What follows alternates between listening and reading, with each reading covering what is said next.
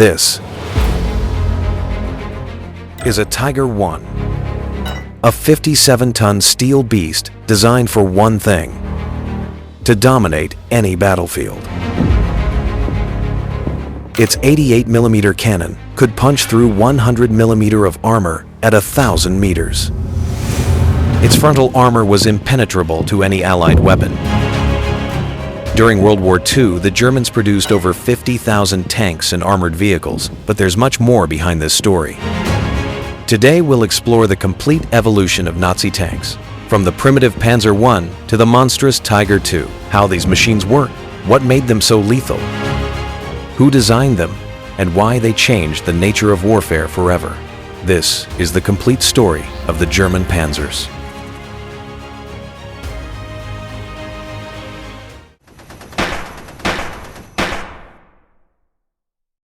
Chapter 1. The Birth of Steel Beasts. From dream to reality. From Leonardo's sketches to Hitler's panzers, the evolution of armored warfare spans centuries of human ingenuity. Yet something about these steel monsters is undeniably mesmerizing. But how did crude World War I contraptions evolve into the sophisticated killing machines that would terrorize Europe just 2 decades later? How did the Germans, forbidden from even possessing tanks, create the most advanced armored force the world had ever seen? The story begins centuries before the first shot of World War I. Leonardo da Vinci sketched his fighting vehicle in 1487, a wooden war machine that existed only in his imagination. H.G. Wells wrote about land ironclads in 1903, mechanical behemoths that seemed like pure fantasy. Then came 1914, the Great War. An uninterrupted line of trenches stretched across Europe. Machine guns turned brave men into statistics. Millions died for yards of mud. Something had to break the deadlock. In 1915, Britain built Little Willie, the world's first tank. It was crude, slow, and got stuck constantly, but it proved the concept worked. The Mark I followed, a rhomboid monster that crawled across no man's land at walking speed. September 1916. The first tanks rolled into battle. Most broke down before firing a shot. Those that worked terrified German soldiers into abandoning their positions. Then they too broke down or caught fire. But the seed was planted. France built their own tanks, essentially tractors with armor bolted on. Germany, caught off guard, hastily created the massive A7V. 20 were built. It was too little, too late. By 1918, tanks were evolving. Faster models appeared. Tactical thinking advanced. The war ended before their true potential was realized. But the major powers had seen enough. Every nation began developing tanks. The crude machines of 1918 were just the beginning. In Germany, a defeated nation stripped of its military, engineers studied every captured Allied tank. They analyzed strengths and weaknesses. They learned from everyone else's mistakes. The Treaty of Versailles forbade Germany from possessing tanks, but it said nothing about studying them, nothing about thinking about them, nothing about dreaming of something better. How did these forbidden dreams become the panzers that conquered Europe? How did German engineers, working in secret, leapfrog decades of Allied development? How did a nation that lost the first tank war prepare to win the second? The answers would reshape the world. Chapter 2. Panzer I, the Rolling School. A secret was rolling through German training grounds in 1934. The Treaty of Versailles had forbidden Germany from possessing tanks. Article 171 was crystal clear. The use of armored cars, tanks, or any similar machines suitable for use in war is forbidden. But in hidden facilities across Germany, engineers were already building the future of armored warfare. The first result was the Panzer I. At 5.4 tons, it was lighter than a modern SUV. Its armor? A pathetic 13 mm. Enough to stop rifle bullets, nothing more. Its weapons? 2 machine guns. No cannon. No real firepower. But here's what the world didn't understand. The Panzer I wasn't built to win battles. It was built to create the most professional tank officer corps in history. Erich Wolfert, Krupp's chief engineer, knew exactly what he was designing. "We're not building a weapon," he told his team. "We're building a school that moves." Every rivet, every gear, every control was designed to teach German soldiers one thing: how to fight as a coordinated unit inside a steel box. The two-man crew learned to think as one: commander and driver, gunner and navigator, radio operator and tactician. In the cramped interior, with engine noise drowning out everything except shouted orders, they developed an almost telepathic connection. Then came Spain, 1936. The Condor Legion took their Panzer I into real combat against Soviet T-26 tanks. The results were predictable and devastating. T-26, armed with 45mm cannons, tore through the German machines like paper. Panzer I crews watched their comrades burn in tanks that had become steel coffins. But those who survived learned something invaluable. In tank warfare, firepower was everything. The lesson was written in blood and steel, and it would reshape German tank development forever. Lieutenant Hans von Luck, commanding a Panzer I in Spain, would later write, "We went to Spain as boys playing with toys. We came back as men who understood that war was about killing the enemy before he killed you." The real German tanks were about to be born. Chapter 3. Panzer II, the intermediate step. The Spanish blood had taught them one lesson: machine guns weren't enough.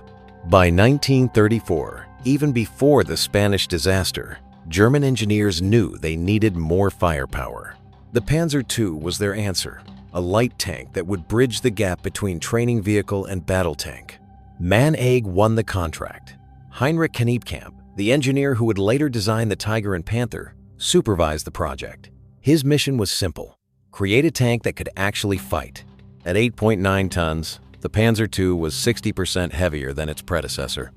But weight wasn't the revolution, firepower was. The Cub UK 30-20mm automatic cannon could punch through light armor and shred infantry positions. For the first time, German tanks had teeth. But Kniepkamp's real innovation was invisible: the three-man crew, commander, gunner, driver. This simple change would become the foundation of German tank superiority for the entire war. In French and Soviet tanks, the commander had to aim and fire the gun while trying to direct his tank and coordinate with other units. It was humanly impossible to do all three effectively. German commanders could focus entirely on tactics, while their gunner focused on killing. The difference was immediately apparent in Poland. September 1939, Panzer II units moved like wolves, coordinating attacks with a precision that stunned their enemies. Polish cavalry charges met walls of 20mm fire that cut down horses and men with mechanical efficiency. Captain Heinz Guderian, watching his Panzer II units slice through Polish defenses, realized he was witnessing the birth of a new kind of warfare. He radioed to headquarters. "We're rewriting the rules of war." France, 1940. The Panzer II proved its worth again, but also revealed its limitations. British Matilda tanks, with their thick armor, shrugged off 20mm rounds like raindrops. French Charbonne tanks turned Panzer II into scrap metal with single shots from their 75mm guns. The message was clear: the next generation of German tanks would need bigger guns and thicker armor. The real test was coming from the east. Chapter 4. Panzer III, the workhorse. June 22, 1941. The largest invasion in human history was about to begin. The Panzer III was supposed to be Germany's main battle tank. Ferdinand Porsche, despite his reputation for overcomplicating everything, had created something remarkably practical. 15 tons of steel, armed with a 37mm cannon, protected by 30mm of armor. But as German tank crews prepared for Operation Barbarossa, they had no idea they were about to face a machine that would change everything: the Soviet T-34. The first encounter happened near Grodno. Obergefreiter Karl Fuchs, commanding a Panzer III, spotted what he thought was an obsolete Soviet tank approaching through the morning mist. He ordered his gunner to fire. The 37mm round struck the T-34's sloped armor and bounced off like a pebble. The T-34's 76mm gun replied. Fuchs's Panzer III exploded in a ball of flame. Across the front, the same scene repeated hundreds of times. German 37mm guns were useless against T-34 armor. Soviet tanks that looked crude and primitive were slaughtering the most advanced tanks in the world. Panic spread through German tank units. Crews who had conquered Poland and France in weeks found themselves outgunned and outarmored by an enemy they had underestimated. But the Panzer III had one crucial advantage: its three-man turret crew. While T-34 commanders struggled to command, load, and aim simultaneously, German crews worked with deadly efficiency. They learned to attack from the flanks. They coordinated with anti-tank guns. They used their superior optics to engage at maximum range. Most importantly, they adapted. The Panzer III, Ausf. J received a 50 MN-L, 42 cannon that could penetrate T-34 armor at close range. The Ausf. L and M got the even more powerful 50 MEM-L, 60 gun. Armor was increased to 50 MEM, with additional plates welded to the front. Hauptmann Michael Wittmann, commanding a Panzer III company near Leningrad, developed tactics that would make him legendary. "The T-34 is a better tank," he told his crews, "but we are better tankers. Use that advantage, and we win." By 1943, over 700 Panzer III had been produced. They had carried Germany to the gates of Moscow and Stalingrad. But newer, heavier enemy tanks were appearing, and the Panzer III was reaching the limits of its development potential. The age of heavy tanks was about to begin. Chapter 5. Panzer IV, the Faithful Companion. It was never supposed to be a tank killer. The Panzer IV was designed for one job: infantry support. Its short-barreled 75mm cannon fired high-explosive shells to destroy bunkers and machine gun nests. Tank versus tank combat was the Panzer III's responsibility. But war has a way of changing plans. Heinrich Ernst Kneppkamp, the engineer who designed it, built the Panzer IV with a wide chassis and large turret ring. He didn't know it at the time, but this decision would save German armored forces from complete obsolescence. When T-34s started destroying Panzer III units, German engineers realized they needed a tank that could mount a more powerful gun. The Panzer IV's large turret ring could accommodate the long-barreled Kabuke 40-75mm cannon. The Panzer III's couldn't. The transformation was dramatic. The Panzer IV Ausf. F2, with its new gun, could penetrate T-34 armor at 10 meters. Overnight, Germany's infantry support tank became its primary tank killer. Obergefreiter Ernst Streng, gunner in a Panzer IV Ausf. G, described the difference. "Before the long gun, we ran from T-34s. After the long gun, they ran from us." The Panzer IV became the backbone of German armored forces for the rest of the war. It was cheaper than a Tiger, more reliable than a Panther, and easier to maintain than either.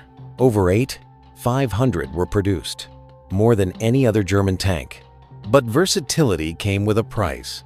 The Panzer IV was a compromise machine, good at many things, but not exceptional at any. Its armor, though improved, remained vulnerable to newer Allied guns. Its chassis, designed in 1936, was being pushed to its limits. By 1944, Panzer IV crews knew they were driving obsolete machines. But they also knew their tank had one quality that couldn't be measured in millimeters of armor or muzzle velocity: reliability. When Tigers broke down and Panthers caught fire, the Panzer IV kept running. Hauptmann Hans von Luck, commanding a Panzer IV battalion in Normandy, put it simply: the Panzer IV wasn't the best tank in the world, but it was the tank that was there when you needed it. But Germany needed more than reliability. It needed dominance. Chapter 6. Tiger I, the King of Beasts. August 23, 1942. Near Leningrad, a monster was about to be unleashed. Soviet tank crews had grown confident after months of T-34 superiority. Then they saw something that made their blood freeze. A German tank twice the size of anything they had ever encountered, moving toward their positions like a mechanical predator. The Tiger I weighed 57 tons. Its 88mm cannon could destroy any Allied tank at over 20 meters. Its 100mm frontal armor was impenetrable to every weapon in the Allied arsenal. But the Tiger's first combat deployment was a disaster. All 4 tanks sent to Leningrad broke down before seeing action. Transmissions failed. Final drives snapped. The most advanced tank in the world couldn't even reach the battlefield. Erwin Aders, Henschel's chief engineer, had created a masterpiece of engineering complexity. Every system was precisely calibrated. Every component was manufactured to tolerances measured in fractions of millimeters. The Tiger was perfect, and perfection, it turned out, was fragile. But once the initial problems were solved, the Tiger became a legend. Its 88mm gun, adapted from the famous Flak 1836 anti-aircraft gun, could penetrate 120 millimeters of armor at 10 meters. Enemy tanks were destroyed at distances that seemed impossible. Obersturmfuhrer Michael Wittmann, commanding Tiger 205, demonstrated the tank's potential near Villers-Bocage. In 15 minutes, he destroyed an entire British armored column, 4 Cromwell tanks, 3 Sherman Fireflies, 3 Bren gun carriers, and a half-track. The psychological impact was devastating.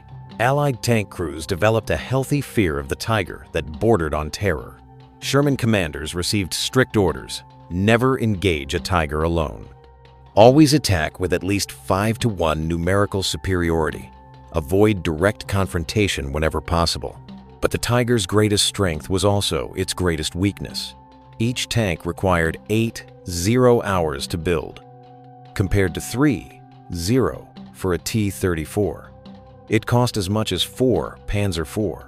Its fuel consumption was astronomical: 8 liters per kilometer on roads, 12 liters cross-country. Hauptmann Johannes Bolter, commanding a Tiger company on the Eastern Front, understood the mathematics of Tiger warfare. We can destroy any enemy tank, but there are always more enemy tanks than we have ammunition. Only 347 Tigers were produced during the entire war. Each one was a handcrafted masterpiece, operated by carefully selected crews who understood they were driving the most powerful land weapon ever created. But even greater monsters were being born in German factories. Chapter 7. Panther, the Perfect Predator. July 5, 1943. Kursk, the largest tank battle in history, was about to begin. Hidden in the pre-dawn darkness, 200 brand-new German tanks waited for the order to attack. They were sleek where Tigers were brutal, fast where Tigers were slow, and technically advanced in ways that wouldn't be seen again for decades. The Panzer V Panther was Germany's answer to the T-34 shock. Paul Wegmann, Mann's chief engineer, had studied every aspect of the Soviet design and created something that surpassed it in every measurable way: 45 tons of perfectly balanced lethality. The Kebuk 42 75mm L-70 cannon was a masterpiece of ballistic engineering, 70 calibers long, firing 6.8 kilogram projectiles at 935 meters per second. It could penetrate 150 mm of armor at 10 meters, making any Allied tank vulnerable at extreme range. But Hitler, impatient to demonstrate German superiority, had made a fatal decision. The first 200 Panthers were sent to Kursk without proper testing. The results were catastrophic. Within hours of the attack, 90% of the Panthers had broken down. Final drives, not adequately tested, shattered under combat stress. Cooling systems overheated in the Russian summer. Crews, untrained on the new machine, made errors that turned mechanical problems into total failures. Obergefreiter Franz Staudegger, one of the few Panther commanders whose tank kept running, watched his unit disintegrate. We had the best tank in the world, and we couldn't keep it running long enough to fight. But those Panthers that functioned revealed devastating potential. Their long-range cannon allowed them to destroy T-34s from positions where Soviet tanks couldn't even see them. Their frontal armor was practically invulnerable to Soviet guns. The Panthers' problems were gradually solved through continuous improvement. The OS-A, introduced in August 1943, had reinforced final drives and improved cooling. The OSF-G, appearing in 1944, was the mature machine its designers had originally envisioned. By late 1944, the Panther had evolved into the most effective tank of the war. Its combination of firepower, protection, and mobility was unmatched. Allied tank commanders knew that facing a Panther meant almost certain death unless they could achieve overwhelming numerical superiority. Captain Belton Cooper, commanding a Sherman tank company in Normandy, described the Panther's impact. "When we saw that long gun and sloped armor, we knew we were looking at our own death. The only question was, how many of us would die before we could get close enough to matter?" 6. 0 Panthers were produced during the war. Each one represented the pinnacle of German tank engineering. But they arrived too late and in numbers too small to change the war's outcome. Germany needed something even more powerful. Chapter 8. Tiger II, the Final Colossus. January 1944. In Henschel's factories, the ultimate predator was taking shape. The Tiger II was Germany's final answer to the escalating tank war. At 68.5 tons, it was the heaviest production tank of World War II. Its 150 enemy-sloped frontal armor was impenetrable to any Allied weapon. Its KWK 43 88mm L71 cannon could destroy any enemy tank at ranges exceeding 30 meters. Erwin Aders, leading the design team, had learned from the Tiger I's limitations. The new tank incorporated sloped armor, like the Panther, better internal layout, and improved systems integration. It was, in every measurable way, the most powerful tank ever built. But power came with a price. The Tiger II's 700 horsepower engine, the same used in the lighter Panther, had to move 5 additional tons. Maximum speed dropped to 38 kilometers, H on roads, 20 kilometers, H cross-country. Fuel consumption was catastrophic, 4.8 liters per kilometer. The Tiger II's combat debut came in Normandy, July 1944. Obersturmführer Rolf Mobius, commanding the first Tiger II to see action, engaged a column of Sherman tanks at 500 meters. 6 Shermans were destroyed in 10 minutes, all while remaining outside the effective range of Allied guns. Allied intelligence was shocked. Reports described a German tank that seemed invulnerable to any weapon in their arsenal. The psychological impact was immediate and profound. But the Tiger II also represented everything wrong with late-war German strategy. It was too complex, too expensive, and required too many resources. While Germany produced 489 Tiger IIs during the entire war, the Soviets produced 29 Zero tanks in 1944 alone. Hauptmann Otto Carius, commanding a Tiger II company in 1945, understood the mathematics of the situation. We could destroy 10 enemy tanks for every one we lost, but they had 100 tanks for every one of ours.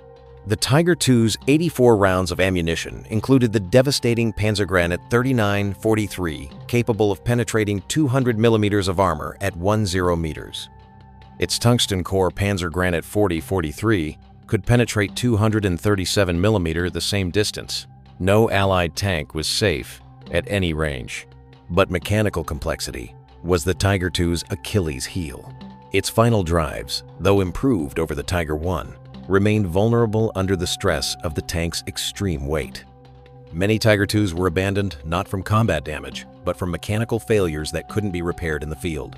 The age of the super heavy tank was ending, but specialized hunters were about to dominate the battlefield. Chapter 9. Stug 3, the Silent Hunter. It had no turret, no rotating gun, and it became Germany's most successful tank killer. The Sturmgeschütz III was born from a simple idea: mount a powerful gun on a tank chassis without the complexity and cost of a rotating turret. What emerged was a vehicle that would destroy more enemy tanks than any other German armored vehicle. Erich von Manstein had proposed the concept in 1935. Alkit won the contract to build it. The first Stu G3, produced in 1940, were armed with short-barreled 75mm guns for infantry support. They were bunker busters, not tank killers. But when T-34s appeared on the Eastern Front, everything changed. The Stug 3 was rapidly rearmed with the powerful Stu K 40-75mm L48 cannon. Overnight, Germany's infantry support vehicle became a lethal tank destroyer. The transformation was dramatic. The new gun could penetrate 106 millimeters of armor at 10 meters, enough to destroy any Allied tank at normal combat distances. More importantly, the Stug 3 cost significantly less than a traditional tank and required fewer strategic materials. Stooge III crews developed unique tactics that maximized their vehicle's strengths. They positioned themselves in carefully chosen ambush positions, using their low profile to remain hidden until enemy tanks were within lethal range. Their lack of a rotating turret, initially seen as a disadvantage, became a tactical advantage that forced crews to think strategically about positioning. Obergefreiter Franz von Seckendorf Aberdar, commanding a Stug III on the Eastern Front, described their hunting tactics. "We were not tanks. We were predators. We chose our ground, waited for our prey, and struck without warning." The Stug III's four-man crew developed an almost telepathic coordination. Commander, gunner, loader, and driver worked as a single organism. Their SFL-ZF-1A telescopic sight provided excellent accuracy at long distances. Their 44 rounds of mixed ammunition allowed them to engage any target on the battlefield. Over 300 Stug III were produced during the war, more than any other German armored vehicle. Their success was due to their simplicity, reliability, and devastating effectiveness. They were easy to produce, easy to maintain, and lethal in their specialized role. The Stug III proved that sometimes simplicity was more effective than complexity. Their straightforward design and efficient production made them the backbone of German anti-tank defense. They had destroyed more enemy tanks than Tigers, Panthers, and all other German tanks combined. But even more specialized hunters were being developed. Chapter 10: Jagdpanzer IV, the Evolved Hunter. By 1944, Germany needed something more than the Stug III could provide. Allied tanks were becoming heavier and better armored. The Sherman Firefly's 17-pounder gun could penetrate Stug III armor at normal combat ranges. The Soviet IS-2's 122mm gun could destroy any German vehicle with a single hit. Germany needed a new generation of tank destroyers. The Jagdpanzer IV was the answer. WAMAG won the production contract, creating a vehicle that took the tank destroyer concept to its logical conclusion. At 1.85 meters high, it was even lower than the Stug III. Its 80mm sloped frontal armor provided effective protection of over 100 Fordham. The Jagdpanzer IV's Pak 39 75mm L-48 cannon was identical to the Stug III's gun, but the vehicle incorporated lessons learned from years of combat. Its interior was better organized, providing more space for ammunition and better ergonomics for the crew. It carried 79 rounds, significantly more than the Stug III. But the Jagdpanzer IV's real innovation was its ability to mount different armament. Some vehicles were equipped with the Panther's Pak 42 75mm L-70 cannon, creating the Jagdpanzer IV 70. This more powerful gun could penetrate 150 millimeters of armor at 10 meters, making any Allied tank vulnerable at extreme range. The 70 variant's additional weight overloaded the Panzer IV chassis, causing reliability problems. But when it worked, it was devastatingly effective. Unteroffizier Rudolf Roy, commanding a Jagdpanzer IV 70 in Normandy, destroyed 7 Sherman tanks in a single engagement, all while remaining invisible to Allied forces. The Jagdpanzer IV made its combat debut in Normandy, where it proved devastatingly effective against Sherman tanks. Its low profile made it almost impossible to detect. Its powerful gun could destroy Shermans at distances where they couldn't respond effectively. Allied commanders quickly developed a healthy respect for the new German tank destroyer. Intelligence reports described a vehicle that was practically invisible until it fired, then disappeared before counterattacks could be organized. But the Jagdpanzer IV also had limitations. Its lack of a rotating turret made it vulnerable to flank attacks. Its limited field of fire required the entire vehicle to be turned to engage targets outside its frontal arc. Its front-heavy weight distribution caused maneuverability problems in soft terrain. Only 531 Jagdpanzer IV were produced before the war's end. Each vehicle required approximately 60 hours of specialized labor to complete. But their impact on the battlefield was disproportionate to their numbers. The ultimate tank destroyer was still to come. Chapter 11: Ferdinand, Elephant, the Problematic Giant. July 5, 1943, Kursk.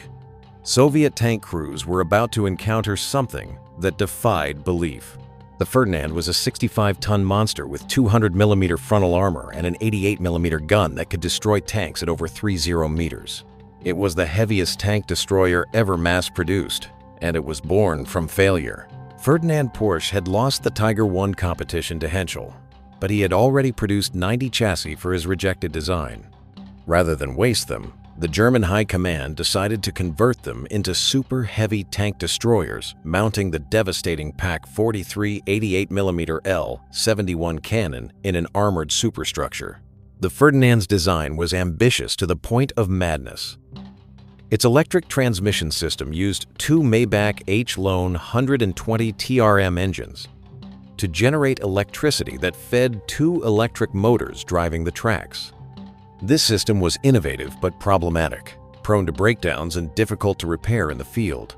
At Kursk, the Ferdinand's gun proved devastatingly effective.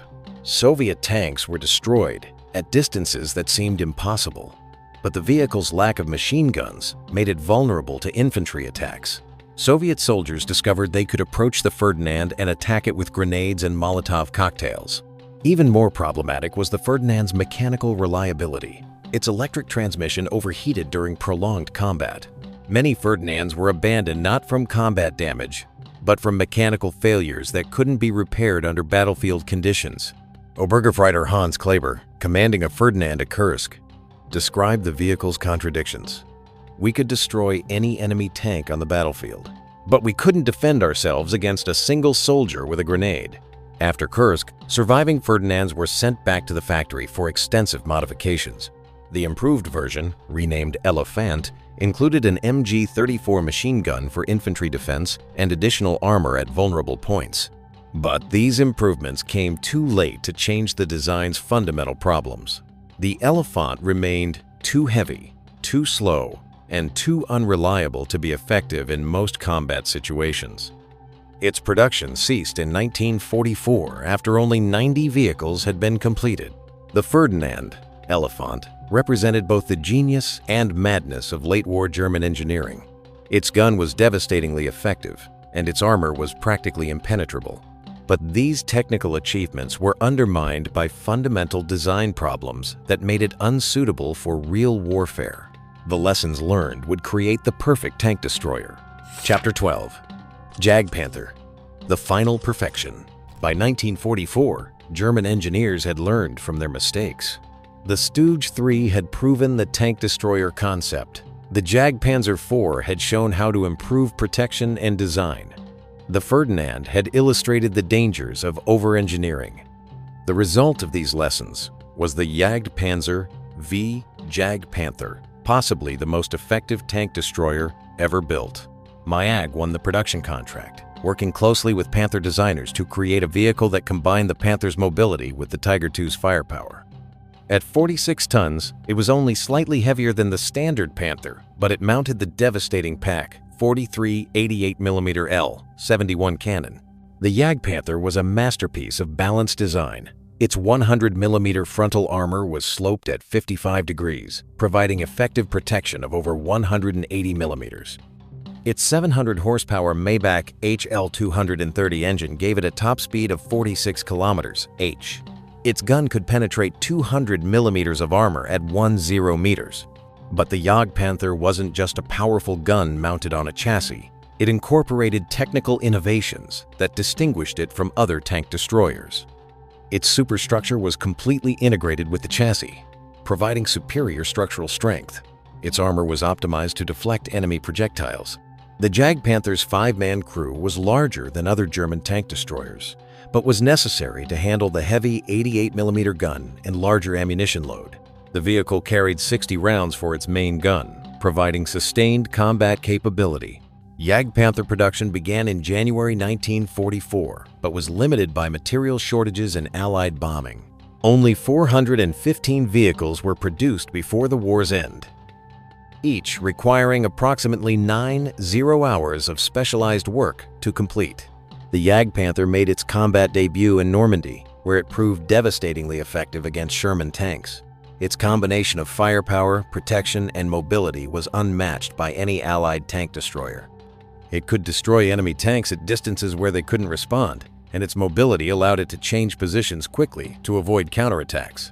Hauptmann Albert Ernst, commanding a Jagdpanther company in the Ardennes, described the vehicle's capabilities. "We could engage Sherman tanks at 500 meters and destroy them with the first shot. They couldn't even see us at that range." The Allies developed a healthy respect for the Jagdpanther that bordered on fear. Tank commanders knew that facing a Jagdpanther meant almost certain death unless they could flank it or attack it with air support. But the Jagdpanther also illustrated the fundamental problems of late-war German strategy. It was too complex, too expensive, and arrived too late. Only 415 were produced, compared to thousands of Soviet tank destroyers that dominated the eastern battlefields. But German ambition wasn't finished. Even more extreme projects were under development. Chapter 13. The Experimental Giants, Maus and E-100. In secret facilities across Germany, projects were being developed that defied all military logic. The Maus was Ferdinand Porsche's ultimate expression of the super heavy tank concept. At 188 tons combat weight, it was heavier than 3 Tiger IIs combined. Its 128mm main gun was the most powerful tank weapon ever mounted on a production vehicle. Its armor was so thick that no existing weapon could penetrate it. But the Maus was also a monument to engineering excess. Its extreme weight meant it couldn't cross standard bridges. Its size made it impossible to hide from artillery and air attack. Its mechanical complexity required constant maintenance by specialized teams. Development had begun in 1942, when Hitler expressed his desire for a tank that would be completely invulnerable to enemy fire. Porsche, always willing to pursue ambitious projects, proposed a 100-ton tank that quickly grew to the final 188 tons. The Maus's armament was equally extreme.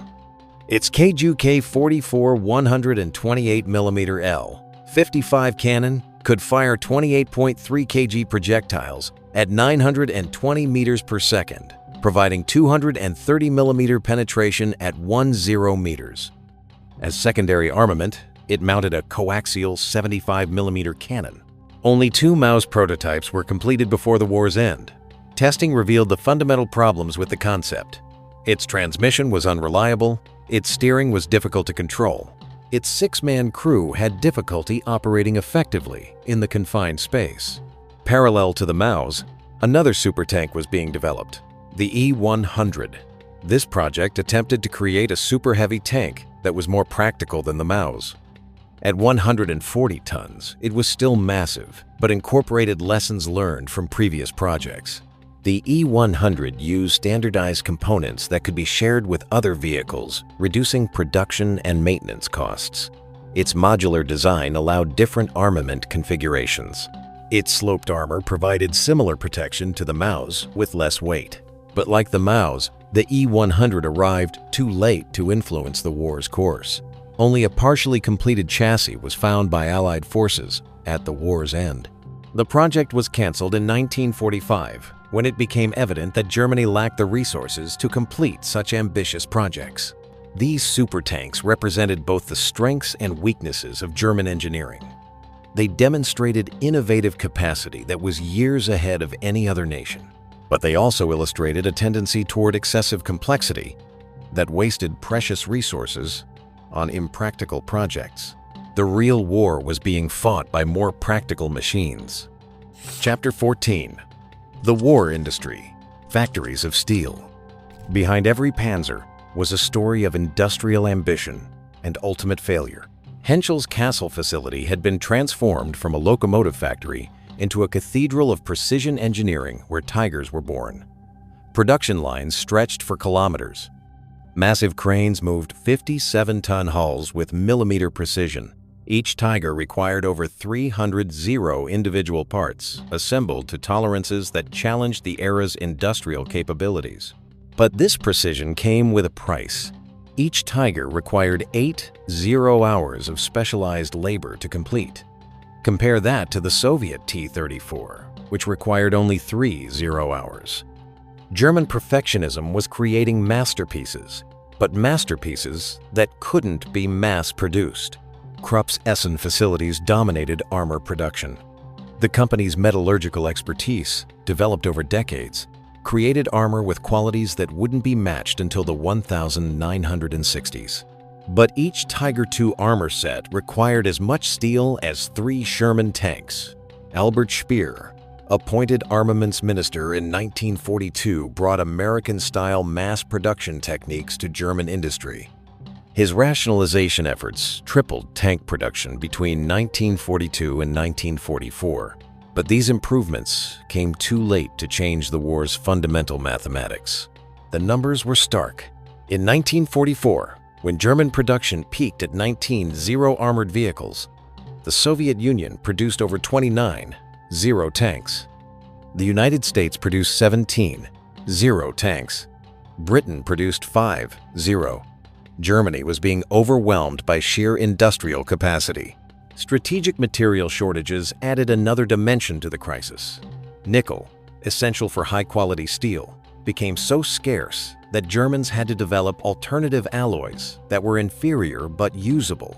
Tungsten, crucial for armor-piercing ammunition, was replaced by hardened steel cores that were less effective. Allied bombing disrupted production networks that were already strained beyond capacity. Factories had to be dispersed and camouflaged, reducing efficiency.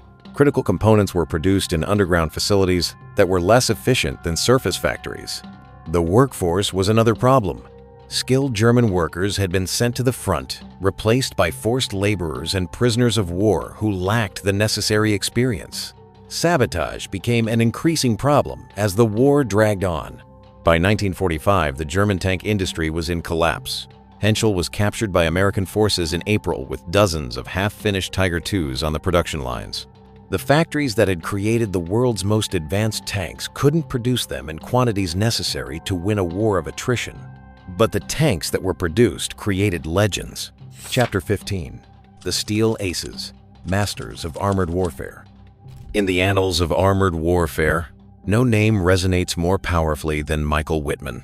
June 13, 1944. Villers-Bocage, Normandy. Morning mist clung to the Norman countryside as British armored units advanced toward their objectives. They had no idea they were about to encounter the most lethal tank commander in history. Wittmann's Tiger I, number 205, emerged from concealment like a steel predator. In 15 minutes of devastating precision, he destroyed 4 Cromwell tanks, 3 Sherman Fireflies, 3 Bren gun carriers, and a half-track. An entire British armored column was annihilated by a single tank. But Wittmann had learned his deadly trade on the Eastern Front, where tank warfare reached unprecedented scale and brutality. Commanding first a Stooge III, then a Tiger I, he developed the instincts that would make him history's most famous tank ace. Each encounter with Soviet armor was a lesson in survival and lethality.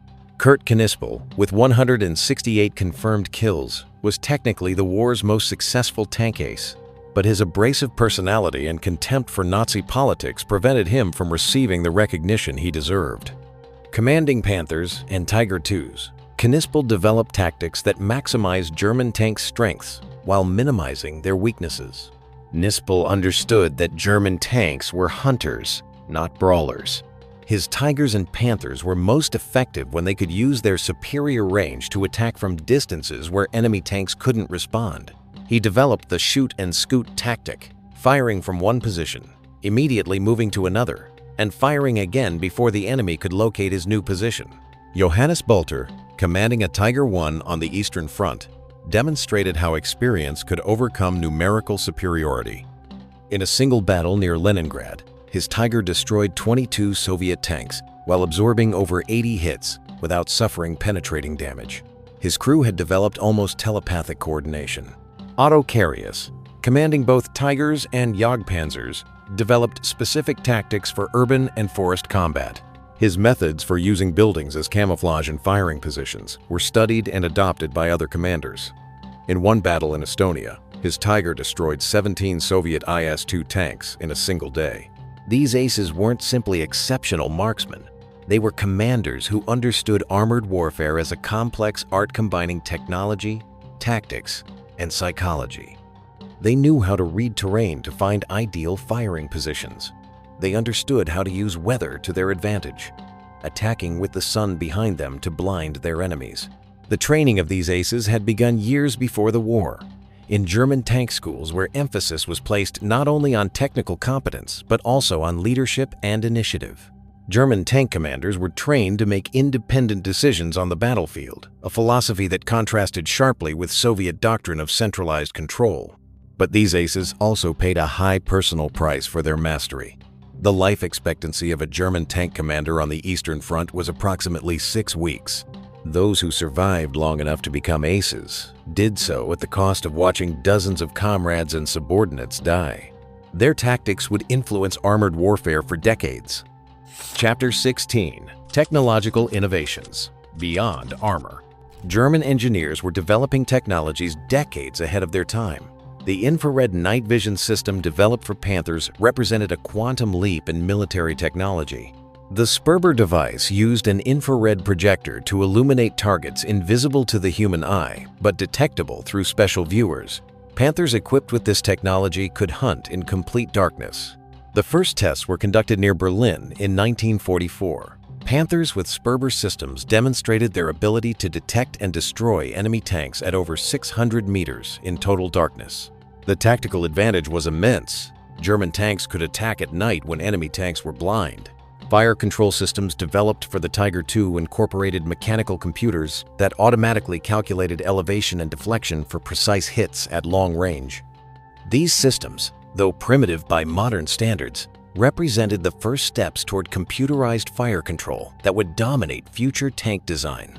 German metallurgy had reached levels of sophistication that wouldn't be matched until the 1960s. Steel alloys developed for Tiger II armor combined extreme hardness with crack resistance, requiring heat treatment techniques that were closely guarded industrial secrets.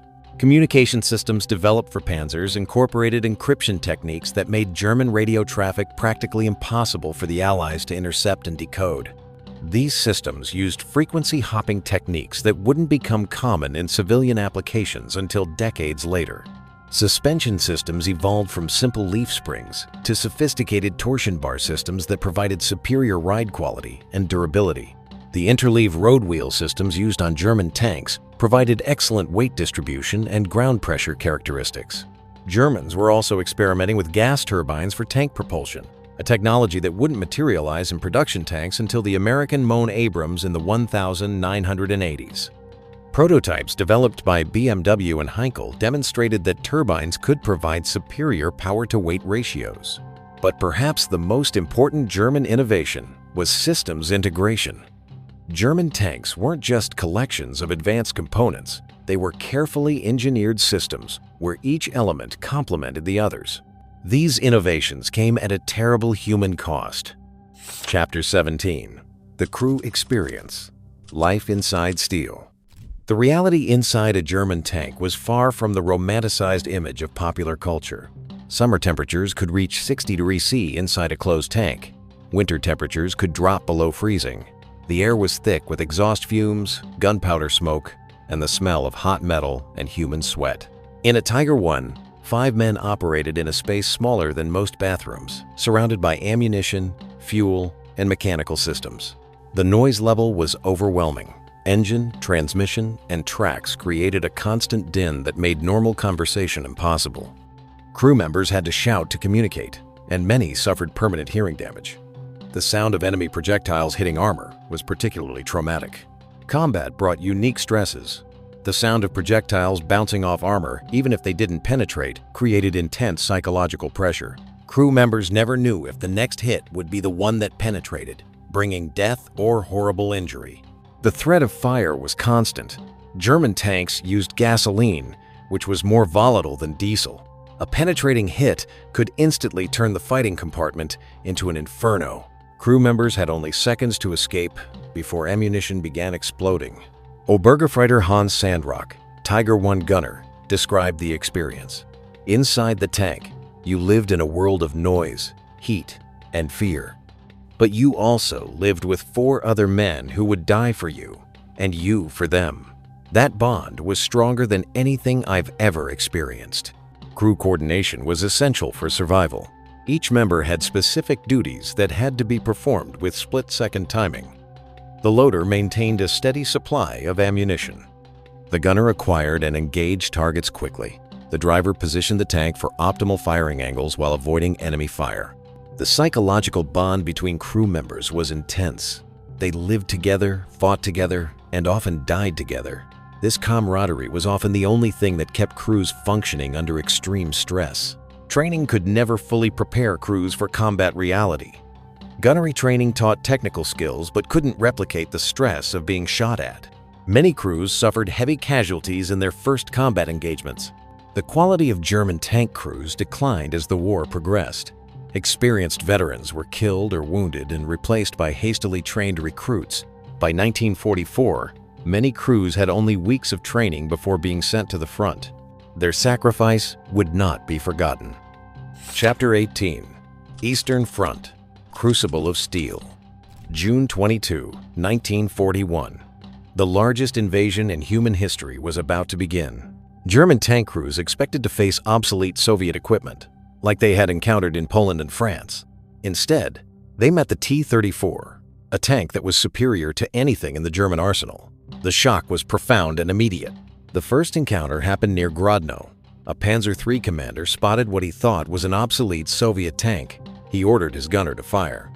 The 37mm round struck the T-34's sloped armor and bounced off harmlessly. The T-34's 76mm gun replied, and the Panzer III exploded. Across the front, the same scene repeated hundreds of times. German 37mm guns were useless against T-34 armor. Soviet tanks that looked crude were slaughtering the most advanced tanks in the world. Panic spread through German tank units. Crews who had conquered Europe in weeks found themselves outgunned and out-armored by an enemy they had underestimated. But German crews adapted. They learned to attack from the flanks where T-34 armor was thinner. They coordinated with anti-tank guns and aircraft. They used their superior optics and crew training to engage at maximum range. The introduction of the Tiger I in 1942 temporarily restored German superiority. Its 88mm gun could destroy T-34s at ranges exceeding 20 meters, while its armor was practically invulnerable to Soviet guns. The Panther's debut at Kursk was problematic, with mechanical failures plaguing the new design. But once these problems were resolved, the Panther proved to be one of the war's most effective tanks. Soviet tank development accelerated in response to German innovations. The T-34-85, with its 85mm gun, could penetrate Panther armor at normal combat ranges. The IS-2, with its 122 mm gun, could destroy any German tank. By 1944, the balance had shifted decisively in favor of the Soviets. German tank production couldn't match Soviet output, and the quality of German crews was declining as experienced veterans were killed or wounded. The final battles were approaching. Chapter 19. Western Front. The Final Test. June 6, 1944. D-Day. German tanks faced their ultimate test. When Allied forces landed in Normandy, they encountered German tanks that were technically superior to anything they possessed, but they also brought overwhelming numerical superiority and complete air dominance. The Bocage country of Normandy presented unique challenges. Dense hedgerows provided perfect concealment for anti-tank guns and infantry.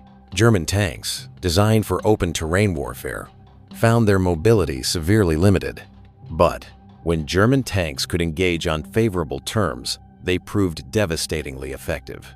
Tigers and Panthers destroyed Sherman tanks at ranges where Allied guns were ineffective. The Sherman Firefly, armed with the British 17-pounder gun, was the first Allied tank that could engage German heavy tanks on equal terms.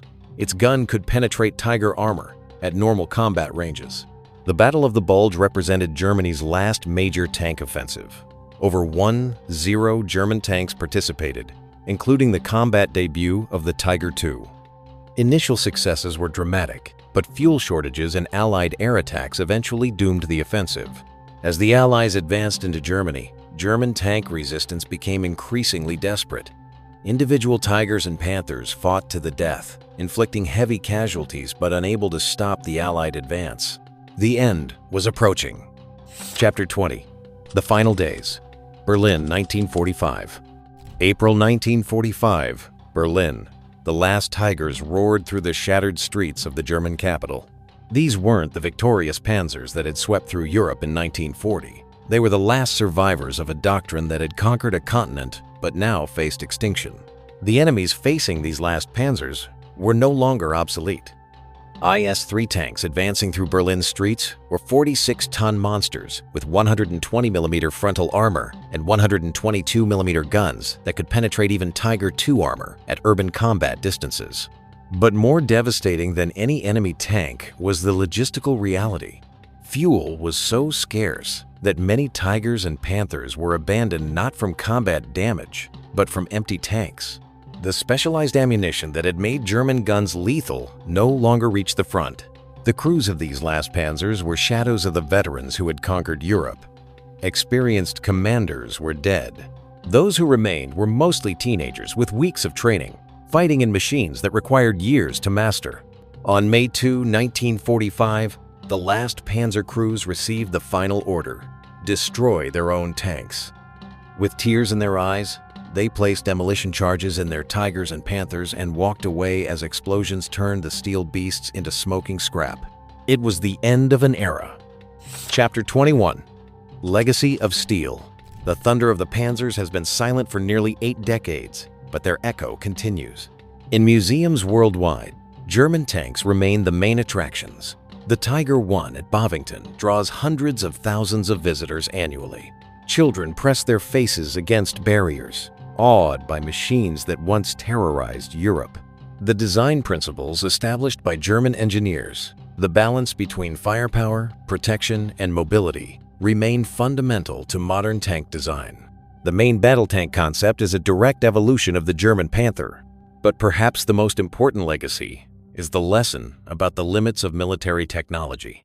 The Germans created the most advanced war machines of their era, but they lost the war because superior technology cannot compensate for fundamental strategic disadvantages. The Panzers teach us that individual excellence cannot overcome systemic deficiencies. They remind us that in war, as in life, the most advanced technology must be supported by sound strategy, adequate resources, and moral justification. Modern tanks worldwide incorporate innovations pioneered in German designs: sloped armor, sophisticated fire control systems, and emphasis on crew survivability all trace their origins to German engineering. The human cost was enormous. Tens of thousands of young men died in German tanks. Their sacrifice reminds us that behind every technical achievement were human beings who paid the ultimate price. Today, in the silence of museums, these steel monuments continue to teach us about human ambition, technological progress, and the eternal choice between creation and destruction. The Panzers are gone, but their legacy lives on. In every modern tank that protects peace, in every innovation that improves human life, we can hear the distant echo of their steel voices. This is their final message: that human ingenuity is a double-edged sword, that technological power must be tempered with moral responsibility, and that the choices we make about our capabilities will determine whether we build a better world or repeat the tragedies of the past. The roar has ended, but the echo is eternal. Chapter 22. Armor Evolution. The Science of Protection. Every tank was a fortress. Every fortress could be broken. The evolution of German tank armor was a deadly chess match between protection and penetration. Each improvement in armor led to more powerful guns. Each new gun demanded thicker armor. It was an arms race that would define tank warfare for decades. The Panzer I's 13 minim armor was a joke. Rifle bullets bounced off, but anything heavier went straight through. German engineers knew this was inadequate, but they also knew something their enemies didn't. They were learning. The Panzer III introduced differentiated armor. Day IT Mine, 30mm at the front, thinner on the sides. This wasn't just about saving weight. It was about understanding that most threats came from ahead. Every gram of steel had to count. Then came the T-34 shock. Soviet engineers had discovered something revolutionary: sloped armor. A 45mm plate angled at 60 degrees provided 90 mm of effective protection. The Germans had been outmaneuvered by geometry. The response was swift and decisive. The Panther's 80mm frontal armor was sloped at 55 degrees, providing over 140 mm of effective protection. But this was more than copying, it was perfecting. German metallurgy created steel that was harder, tougher, and more resilient than anything the Soviets could produce. Obergefreiter Klaus Döring, Panther gunner, witnessed the armor's effectiveness firsthand. I watched T-34 rounds bounce off our front plate like raindrops. The sound was incredible, like hammering on an anvil, but we were safe inside our steel fortress. The Tiger I represented a different philosophy: brute force. Its 100mm vertical armor was the thickest ever mounted on a production tank. No finesse, no angles, just raw, impenetrable steel. Allied anti-tank guns were useless against it. But German engineers weren't satisfied with thick armor. They wanted smart armor. The development of side skirts, Schürzen, was revolutionary. These thin plates looked fragile, but they were designed to detonate shape-charged projectiles prematurely, reducing their effectiveness by up to 50%. Spaced armor was another innovation. Thin plates mounted at a distance from the main armor created multiple barriers that shape-charged projectiles had to penetrate.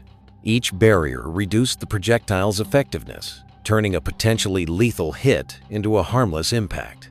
The quality of German armor steel was extraordinary. Heat treatment processes created armor with hard surfaces and tough cores, the best of both worlds.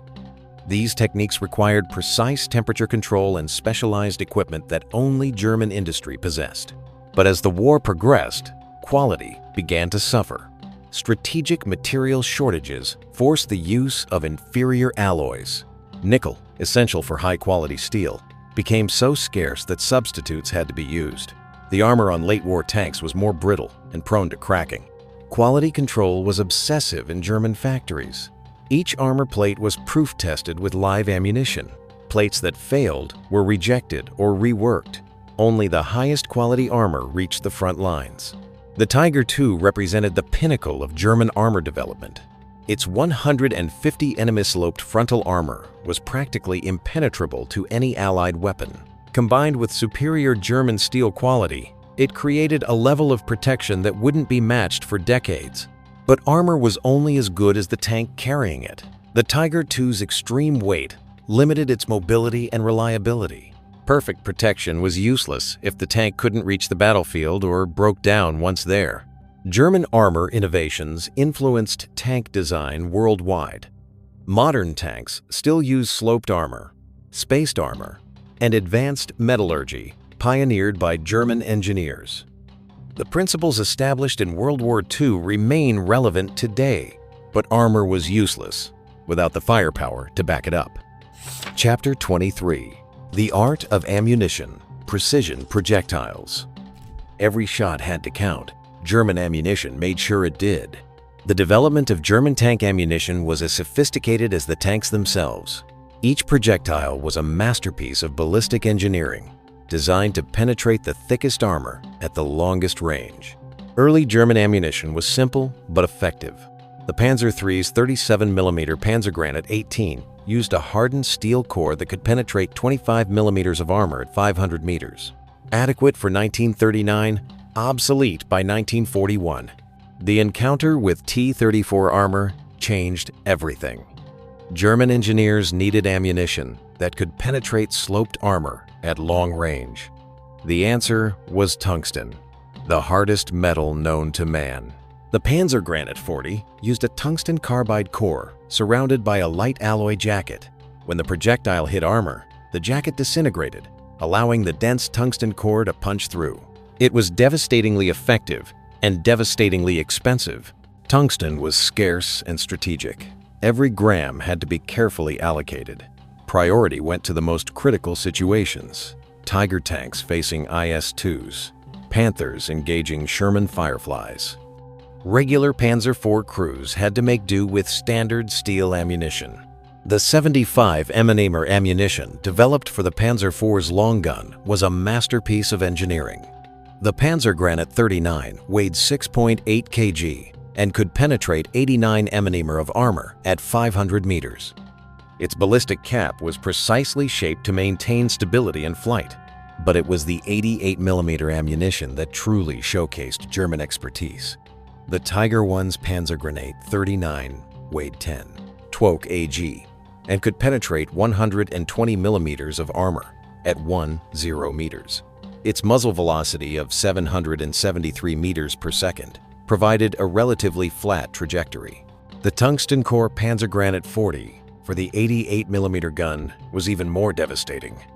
It could penetrate 153 mm of armor at 10 meters, enough to destroy any Allied tank at normal combat distances. But each round cost as much as a motorcycle. Hauptmann Otto Carius, Tiger commander, understood the value of his ammunition. Each tungsten round was worth its weight in gold. We couldn't waste them. Every shot had to be a kill. The Panther's 75 mm L-70 gun used ammunition optimized for high velocity. The Panzer Granate 39-42 had a muzzle velocity of 935 meters per second, faster than most rifle bullets. Its flat trajectory made long-range shooting almost like point-and-shoot photography. The Tiger II's 88 mm L-71 gun used the war's most powerful ammunition. The Panzer Granate 39-43 could penetrate 200 mm of armor at 10 meters. No Allied tank was safe at any range. Production of this ammunition required extraordinary precision. Projectiles for 88 mm guns had to be balanced within fractions of a gram to maintain accuracy at long distances. Each round was individually inspected before being shipped to the front. The manufacturing process was as complex as making Swiss watches. Tungsten cores had to be precisely machined and fitted. Steel jackets required heat treatment to exact specifications. Ballistic caps were shaped to optimize aerodynamics. But as the war progressed, quality began to suffer. Tungsten became so scarce that it was replaced by hardened steel cores. These were less effective but still superior to most Allied ammunition. German metallurgy ensured that even substitute materials performed better than enemy equivalents. High explosive rounds were equally sophisticated. The spring grenade rounds used by German tanks contained precisely calculated amounts of explosive to maximize effectiveness against different targets.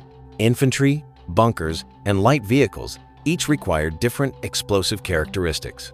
Shaped charge rounds represented another innovation. The Holedungsgranate used the Monroe effect to focus explosive energy into a narrow jet that could penetrate thick armor without relying on velocity. These rounds were particularly effective against heavily armored targets at close range. The logistics of ammunition supply were staggering. A single Tiger tank carried 92 rounds of mixed ammunition. Resupply required specialized vehicles and trained personnel. Each round had to be carefully handled to prevent damage that could affect accuracy. German ammunition maintained its reputation for precision and lethality until the war's end. Even when material shortages affected quality, German projectiles remained more accurate and more effective than their Allied counterparts. The ammunition was only as good as the men who fired it. Chapter 24. Engines of War. The Mechanical Heart. Behind every roar was a masterpiece of engineering. German tank engines were more than power plants. They were precision instruments designed to move massive amounts of steel with clockwork reliability. Each engine was a testament to German automotive engineering excellence. The Panzer I's Krupp M305 engine produced only 57 horsepower, but it taught German engineers valuable lessons about tank propulsion. Reliability was more important than power. Simplicity was more valuable than sophistication. The Panzer II's Maybach HL62 TRM marked the beginning of a partnership that would define German tank engineering. Maybach, traditionally a luxury car manufacturer, brought precision engineering to military applications. Their engines were works of art. But it was the Maybach HL230 P30 that became the heart of Germany's most famous tanks. This V12 masterpiece produced 700 horsepower from a compact, lightweight package. It powered both the Panther and Tiger II, proving its versatility and reliability. The HL230 was a marvel of compact engineering. Despite producing 700 horsepower, it weighed only 1 200 kg. Its modular construction allowed rapid component replacement in the field. Its precision manufacturing ensured reliability under the most extreme conditions. Obergefreiter Franz Staudegger, Panther driver, described the engine's character. You could feel the power waiting to be unleashed. 700 horses under perfect control. When you pressed the accelerator, the Panther didn't just move, it leaped forward like a predator. The Tiger I used a slightly different version, the HL 210/45, producing 650 horsepower. This engine was specifically optimized for the Tiger's weight and role. Its cooling system used two massive radiators that could handle the heat generated under the most extreme combat conditions. German transmission systems were equally sophisticated. The Tiger I's Maybach Olvar OG 4012-16 transmission provided 8 forward speeds and 4 reverse. This wasn't just about speed, it was about control. Precise speed control was essential for accurate gunnery. The Panther's AK-7200 transmission incorporated hydraulic steering brakes that allowed precise turns even at high speed. This system was years ahead of anything used by other armies. It gave German tanks a maneuverability advantage that often meant the difference between life and death. Cooling systems evolved constantly to handle increasing power demands. Early tanks used simple radiator systems that were prone to overheating. Later designs incorporated sophisticated cooling systems with multiple radiators, variable speed fans, and automatic temperature control. Fuel systems presented unique challenges. German tanks used high-octane gasoline that provided better performance than diesel but was more dangerous. Fuel tanks were protected with armor and fire suppression systems, but the fire risk remained a constant concern. The fuel consumption of German tanks was astronomical. The Tiger I consumed 8 liters per kilometer on roads, 12 liters cross-country. The Tiger II was even worse, consuming up to 15 liters per kilometer under combat conditions. This limited their operational range and made them vulnerable to fuel shortages. Germans experimented with alternative fuels to reduce petroleum dependence. Some tanks were modified to run on wood gas, a synthetic fuel produced from carbonized wood. Though less efficient than gasoline, it was available locally and didn't depend on imports. Electrical systems were advanced for their time. German tanks used 12-volt systems with engine-driven generators to charge batteries. These systems powered not only lights and communications, but also fire control systems and turret rotation motors. Maintenance of these complex engines required highly trained mechanics and specialized tools. Each tank came with a complete toolkit, including special wrenches, pressure gauges, and diagnostic equipment. Crews were trained in basic maintenance, but major repairs required specialized workshops. As the war progressed, engine quality deteriorated due to material shortages and loss of skilled workers. Engines produced in 1944 and 1945 had significantly higher failure rates than those produced earlier, contributing to the declining reliability of late-war German tanks. But even with these problems, German engines maintained their reputation for precision and performance. They represented the pinnacle of automotive engineering, creating power plants that were decades ahead of their time. These engines powered legends. Chapter 25. Communication Systems, the Invisible Network. In the chaos of battle, information was life. German tank communication systems created an invisible network that coordinated attacks, directed movements, and held armored formations together. These systems were more advanced than anything used by other armies and were a key factor in German tactical superiority. The evolution from the Panzer I's flag signals to sophisticated radio networks represented a revolution in military communications. The Fug 5 radio, introduced in the Panzer III, provided reliable communication at distances up to 6 kilometers and included both voice and Morse code capabilities. The Fug 5 used amplitude modulation in the 27.2 to 33.4 MHz frequency band. Its 10-watt transmitter provided reliable communication in most field conditions. Its receiver was extraordinarily sensitive, capable of detecting weak signals even in high electromagnetic noise environments. The system included a throat microphone that allowed clear communication even in the noisy environment of a tank interior. Headphones were integrated into crew helmets, providing hands-free communication that was crucial during combat. Heavier tanks used the Fug 8, providing communication at distances up to 12 kilometers. This radio used a longer antenna and more powerful 30-watt transmitter. Its receiver included noise suppression that filtered interference from the engine and electrical systems. The Fug-8 also included encrypted communication capabilities. It used a coding system that changed transmission frequencies according to a predetermined pattern, making German communications practically impossible for the Allies to intercept and decode. Company and battalion commanders used the Fug-7, a long-range radio that could communicate at distances up to 25 kilometers. This system used a 2-meter whip antenna extending above the tank turret.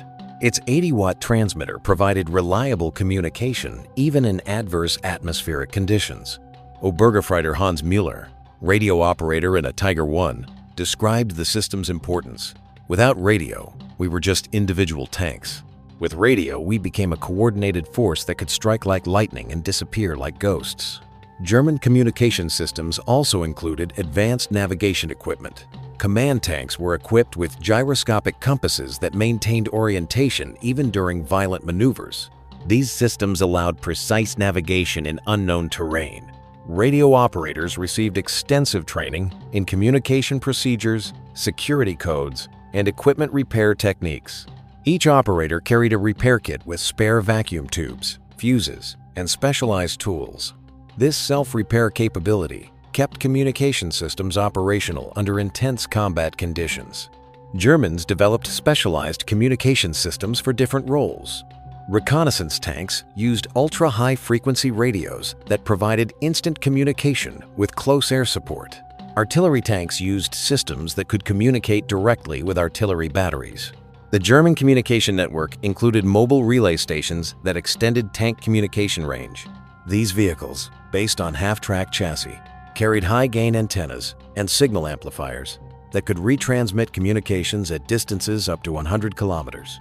Communication systems also included electronic warfare capabilities. Germans developed jamming equipment that could block enemy communications and direction-finding equipment that could locate enemy transmitters.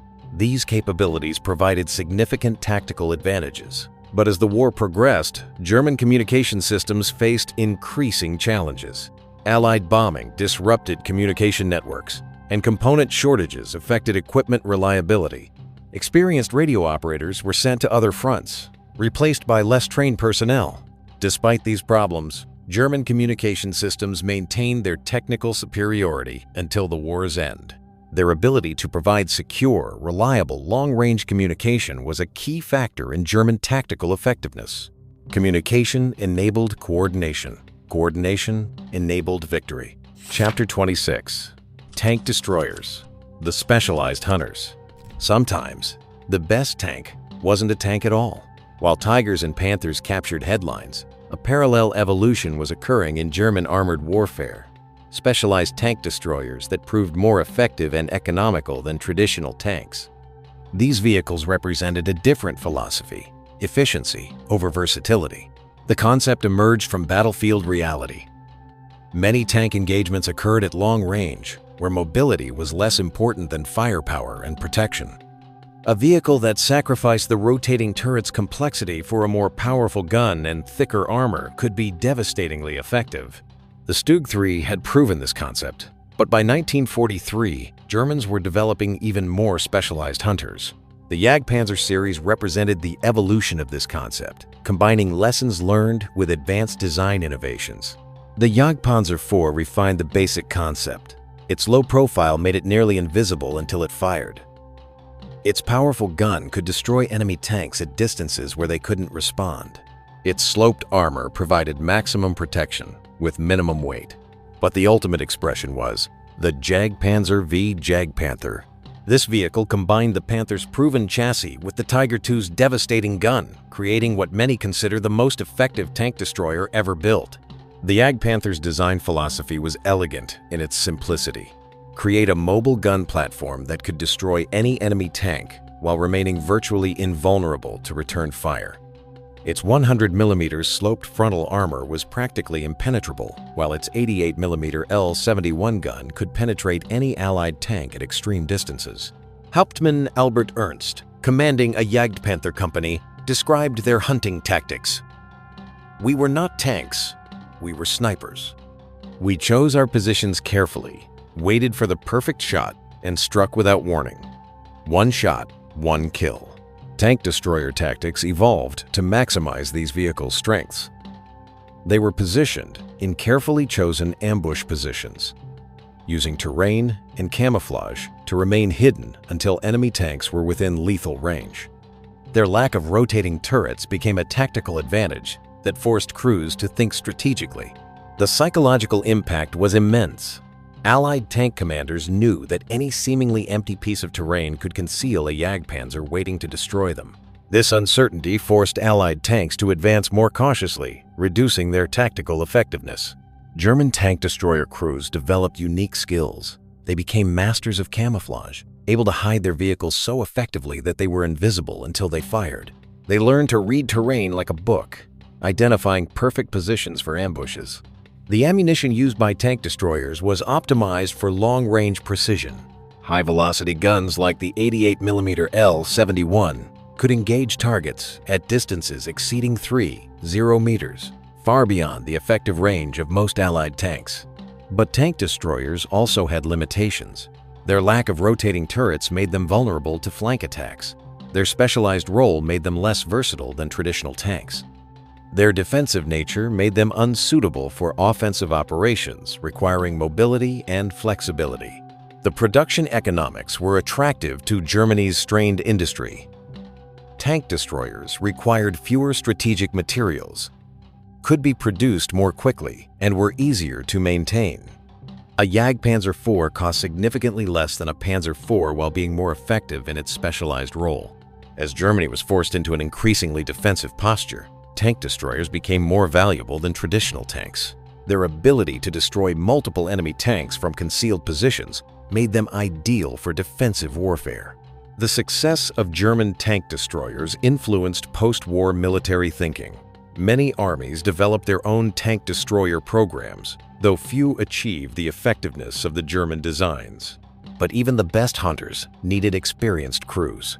Chapter 27: The Human Element, Warriors of Steel. Behind every technical specification was a human story. The men who operated German tanks were more than crews. They were warriors who had mastered the most complex weapons of their era. Their stories reveal the human dimension of technological warfare. Training began in specialized schools, where emphasis was placed not only on technical competence, but also on leadership and initiative. German tank commanders were trained to make independent decisions, a philosophy that contrasted sharply with the centralized control used by other armies. The selection process was rigorous. Tank commanders needed intelligence, quick reflexes, and the ability to remain calm under extreme pressure. Gunners required exceptional eyesight and steady nerves. Drivers needed mechanical aptitude and the ability to maneuver massive machines with precision. Obergefreiter Klaus Müller, Tiger I commander, described the selection process. They didn't just test our technical skills, they tested our character. Could we lead men into battle? Could we make life and death decisions in seconds? Could we function when everything around us was chaos? The bond between crew members was intense. 5 men locked in a steel box, completely dependent on each other for survival, developed relationships that were stronger than family ties. This camaraderie was often the only thing that kept crews functioning under extreme stress. Combat revealed the true character of these men. Michael Wittmann, the most famous tank ace, was known for his calm precision under fire. Kurt Nispel, the most successful ace, was respected for his tactical brilliance. Otto Carius was admired for his ability to adapt to any situation. But these aces were exceptional. Most tank crews were ordinary young men thrust into extraordinary circumstances. They learned to function in environments that challenged every human limit. Constant danger, deafening noise, constant danger. The psychological toll was enormous. Tank crews knew that each mission could be their last. The sound of projectiles bouncing off armor, even if they didn't penetrate, created intense stress. Many developed what we now recognize as post-traumatic stress disorder. Crew rituals and superstitions helped cope with stress. Many carried lucky charms or performed specific ceremonies before each mission. These rituals provided an illusion of control in situations where survival often depended on chance. The quality of German tank crews declined as the war progressed. Experienced veterans were killed or wounded and replaced by hastily trained recruits. By 1944, many crews had only weeks of training before being sent to the front. But even novice crews could be effective in superior machines. The technical advantages of German tanks often compensated for inexperience. A Tiger II with a green crew was still more dangerous than a Sherman with veterans. The medical reality was harsh. Tank crews suffered unique types of injuries. Projectiles that penetrated armor created superheated metal fragments that caused horrible wounds. Burns from fires were common and often fatal. Survival rates varied dramatically by theater and period. Early war crews in successful campaigns had relatively low casualties. Eastern Front crews faced a life expectancy of only 6 weeks. Late war crews often didn't survive their first engagement, but those who survived became legends. Their tactical innovations, developed under the pressure of combat, influenced armored warfare doctrine for decades. Their memoirs provided invaluable insights into the reality of tank warfare. The human element was what made German tanks truly dangerous. Superior technology was important, but it was the skill, courage, and determination of the crews that made the difference between victory and defeat. These men wrote the rules of modern armored warfare. Chapter 28: Production War. The Industrial Battle. The real war was fought in factories. Behind every panzer was a story of industrial ambition, precision engineering, and ultimately, systemic failure. The factories that produced German tanks were marvels of engineering, but they were also victims of a doctrine that prioritized perfection over quantity. Henschel's Kassel facility had been transformed into a cathedral of precision where tigers were born. Production lines stretched for kilometers. Massive cranes moved 57-ton hulls with millimeter precision. Each Tiger required over 300 individual parts assembled to tolerances that challenged industrial capabilities. The complexity was staggering. Hull welding required specialized techniques to join 100-millimeter armor plates without creating stress concentrations. Each weld was X-rayed to ensure quality. Transmission assembly required gears cut with clockwork precision, each tested individually before installation. Krupp's Essen facilities dominated armor production. The company's metallurgical expertise created armor with qualities that wouldn't be matched until the 1960s. But this quality came at a price. Each Tiger II armor set required as much steel as 3 Sherman tanks.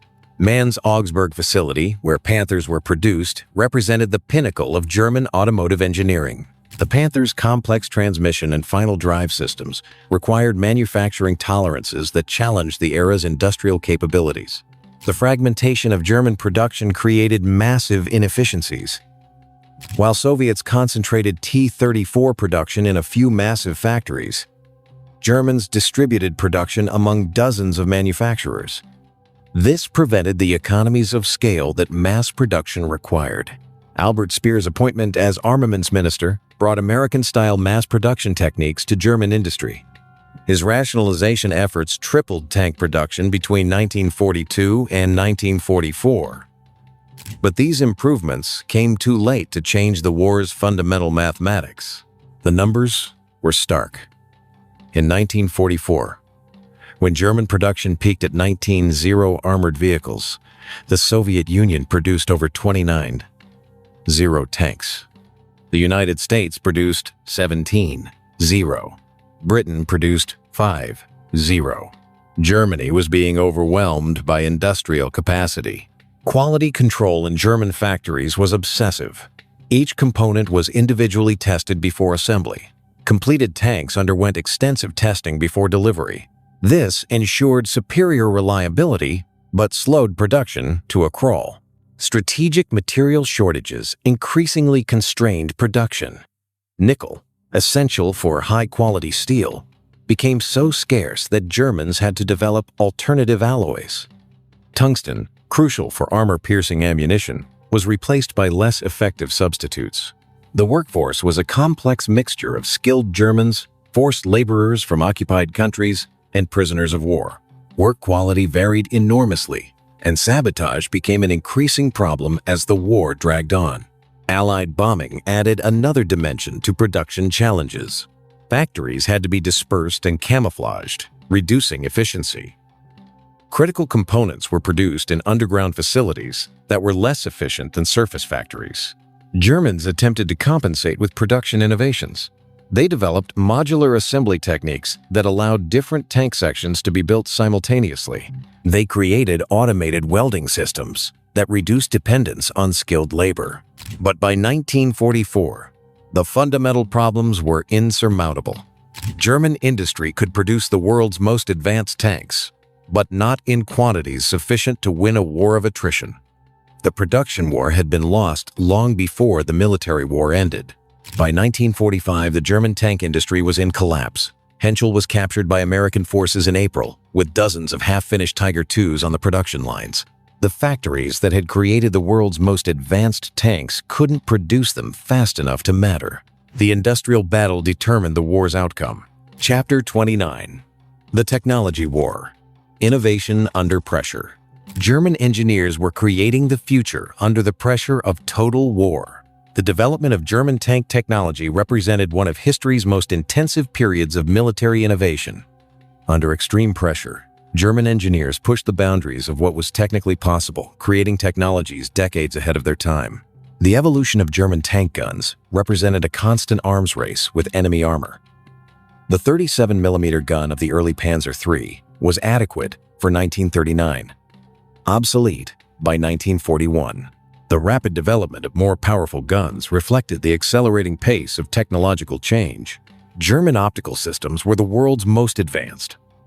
Zeiss developed telescopic sights that allowed German gunners to engage targets with precision at seemingly impossible ranges.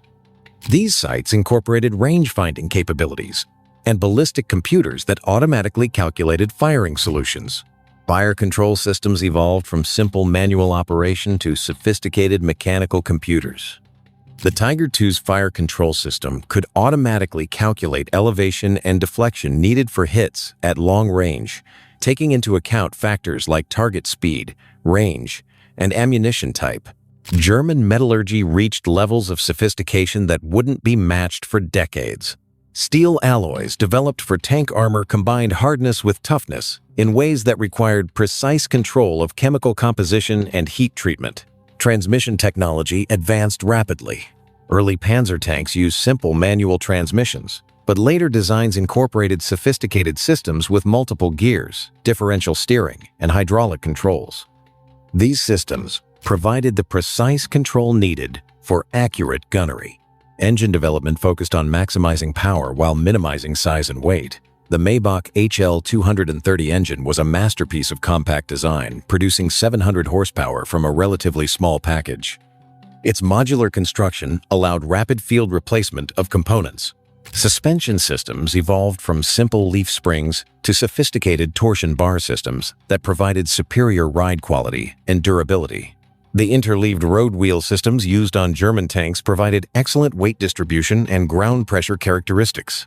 Communication systems incorporated advanced encryption techniques that made German radio traffic practically impossible for Allies to intercept and decode.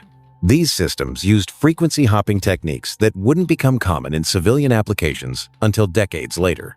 Night vision technology represented one of Germany's most advanced developments. Infrared systems allowed German tanks to see and engage targets in complete darkness, providing a significant tactical advantage. These systems were ancestors of modern thermal imaging. Armor technology evolved from simple steel plates to complex systems incorporating sloping, spacing, and specialized alloys. German engineers understood ballistic protection principles better than any other nation, creating armor systems that maximized protection while minimizing weight. Manufacturing technology also advanced rapidly. Germans developed automated welding systems, precision machining techniques, and quality control methods that ensured consistent production of complex components. These techniques established standards for precision manufacturing. But perhaps the most important German innovation was systems integration. German tanks weren't just collections of advanced components. They were carefully engineered systems where each element complemented the others. The pace of German innovation was driven by constant combat pressure. Each encounter with superior enemy equipment drove development of countermeasures. This pressure cooker environment produced innovations that might have taken decades to develop in peacetime. However, rapid innovation also created problems. New technologies were often rushed into production before adequate testing, leading to reliability problems. The complexity of German systems made them difficult to produce in large quantities and maintain under field conditions. The legacy of German wartime innovation extended far beyond the war itself. Many technologies developed for tanks found applications in civilian industries. Precision manufacturing techniques, advanced metallurgy, and systems integration concepts influenced industrial development for decades. Innovation alone couldn't win the war. Chapter 30. The Final Battles. Twilight of the Panzers. By 1945, the most advanced tanks in the world were fighting a losing battle. The final German tank battles were fought by crews who knew they were witnessing the end of an era. Their machines were still superior to anything the Allies possessed, but superiority meant nothing when faced with overwhelming numbers and dwindling resources. In the Ardennes, during the Battle of the Bulge, over 10 German tanks participated in Germany's last major offensive. Tiger IIs made their combat debut, shocking Allied forces with their invulnerability and devastating firepower.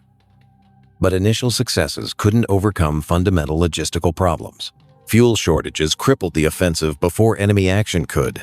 Massive Tiger IIs and Panthers, designed for long-range engagements, found themselves abandoned when their fuel tanks ran dry. The most advanced tanks in the world became roadside monuments to German industrial ambition. Hauptmann Otto Carius, commanding a Jagdtiger company in 1945, described the frustration. "We had the best tanks, the best guns, the best armor.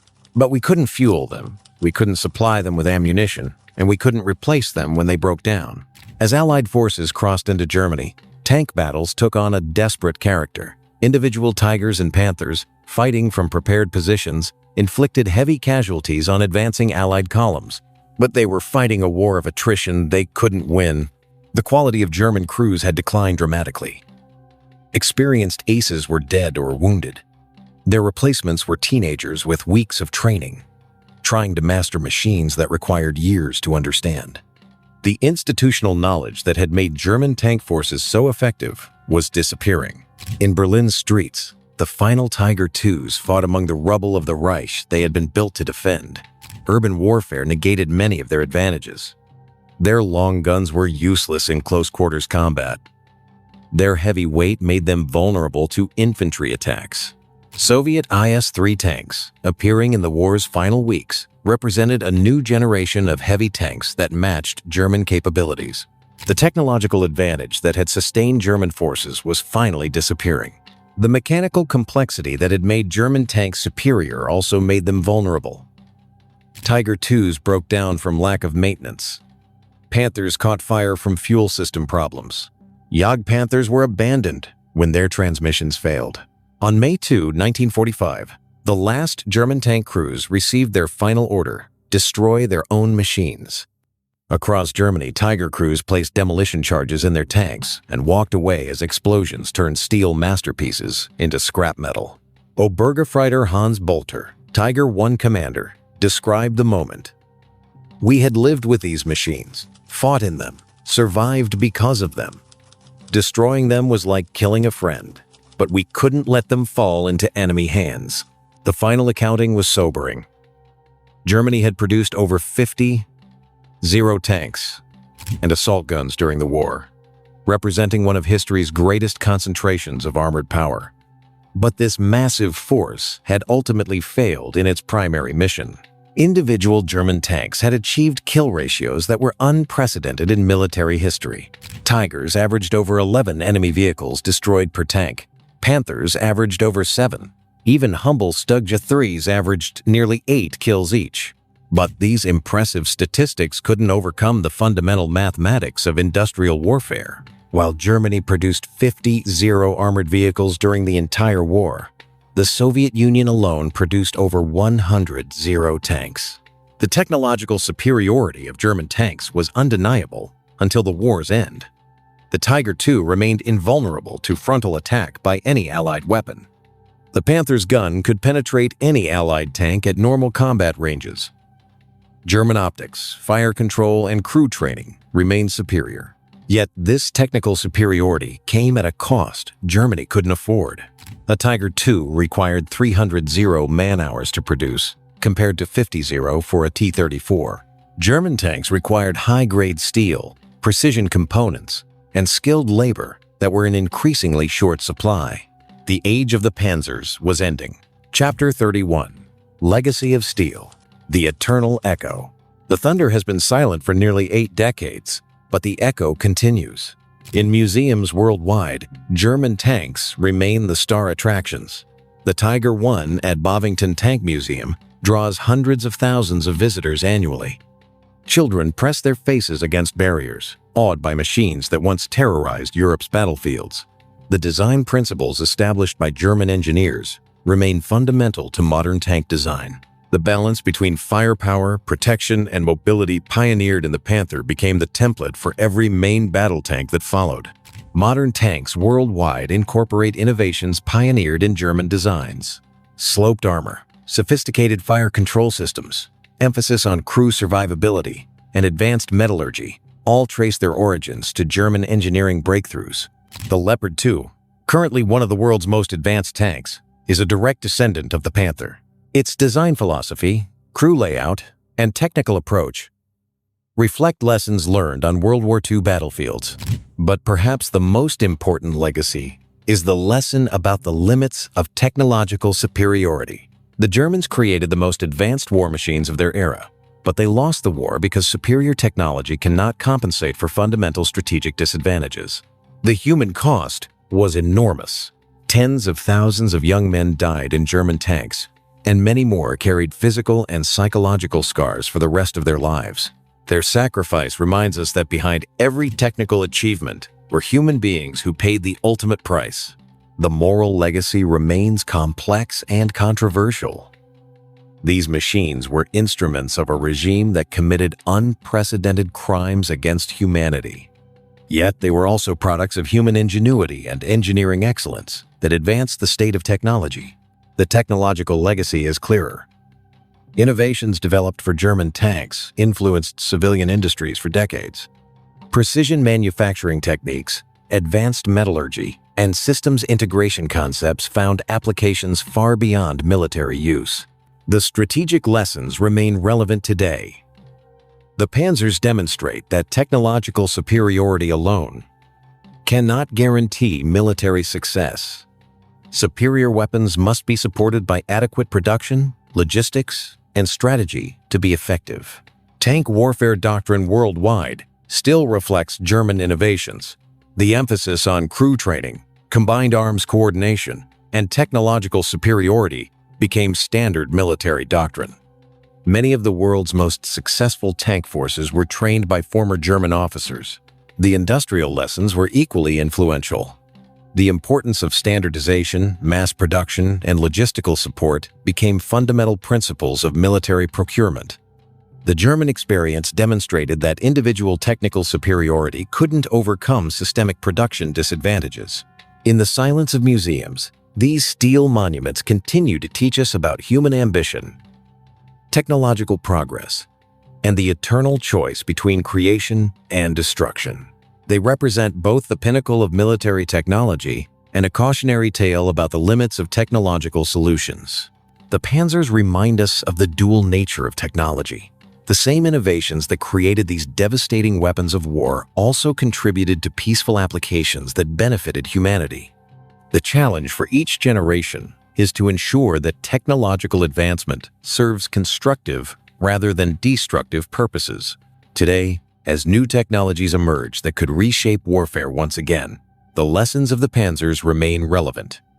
They remind us that human ingenuity is a double-edged sword, that technological power must be tempered with moral responsibility, and that the choices we make about our capabilities will determine our future. The roar of the Panzers has ended, but their echo is eternal. In every modern tank that protects peace, in every innovation that improves human life, In every lesson learned about the responsible use of technology, we can hear the distant echo of their steel voices. This is their final message: that human knowledge, once created, transcends the circumstances of its origin and can be applied to purposes its creators never imagined.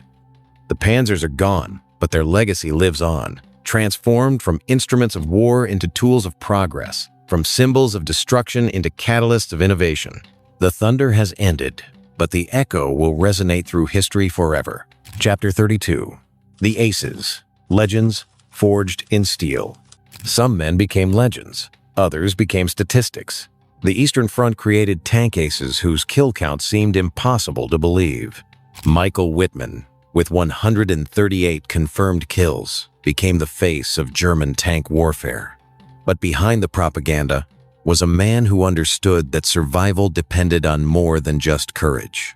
Wittmann's first kill came in a Stooge 3 near Leningrad.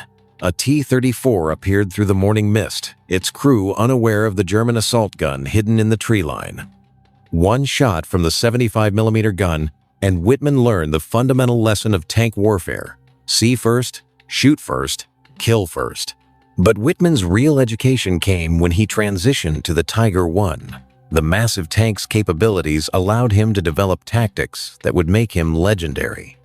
He learned to use the Tiger's superior range to engage enemy tanks from positions where they couldn't respond effectively. The Battle of Villers-Bocage made Wittmann famous worldwide. His single Tiger destroyed an entire British armored column in 15 minutes. But what the propaganda didn't mention was the careful preparation that made this victory possible. Wittmann had studied the terrain for hours, identifying the perfect position for an ambush. He had positioned his Tiger to maximize its advantages while minimizing its vulnerabilities. When the British column appeared, he was ready. Kurt Nispel, with 168 confirmed kills, was technically the war's most successful tank ace. But his abrasive personality and contempt for Nazi politics prevented him from receiving the recognition he deserved. His story illustrates the complex relationship between military excellence and political ideology. Knispel commanded Panthers and Tiger IIs with devastating effectiveness. His understanding of ballistics was intuitive. Range. He could calculate range, deflection, and ammunition type in seconds. His crews developed almost telepathic coordination under his leadership. But Nispel's greatest skill was tactical. He understood that German tanks were most effective when they could use their superior firepower at long range. He developed the shoot and scoot tactic, firing from one position, immediately moving to another, and firing again before the enemy could locate his new position. Johannes Bolter commanded a Tiger I company on the Eastern Front, where he demonstrated how experience could overcome numerical superiority. His Tiger absorbed over 80 hits in a single battle near Leningrad, while destroying 22 Soviet tanks. Bolter's success came from understanding his machine's capabilities and limitations. He knew exactly how much punishment his Tiger could absorb. He understood the ballistic properties of different ammunition types. Most importantly, he knew how to position his tank to maximize its advantages. Otto Carius commanded both Tigers and Jagdpanzers, developing specific tactics for different types of combat. His methods for urban and forest warfare were studied and adopted by other commanders. In one battle in Estonia, his Tiger destroyed 17 Soviet IS-2 tanks in a single day. Carius understood that tank warfare was as much about psychology as ballistics. He used his Tiger's reputation to create fear in enemy crews. Soviet tankers knew that facing a Tiger meant almost certain death, and this knowledge affected their tactical decisions. These aces weren't simply exceptional marksmen. They were commanders who understood armored warfare as a complex art combining technology, tactics, and psychology. They knew how to read terrain to find ideal firing positions. They understood how to use weather to their advantage. The training of these aces had begun years before the war. In German tank schools, where emphasis was placed not only on technical competence, but also on leadership and initiative. German tank commanders were trained to make independent decisions on the battlefield. But these aces also paid a high personal price for their mastery. The life expectancy of a German tank commander on the Eastern Front was approximately 6 weeks. Those who survived long enough to become aces did so at the cost of watching dozens of comrades die.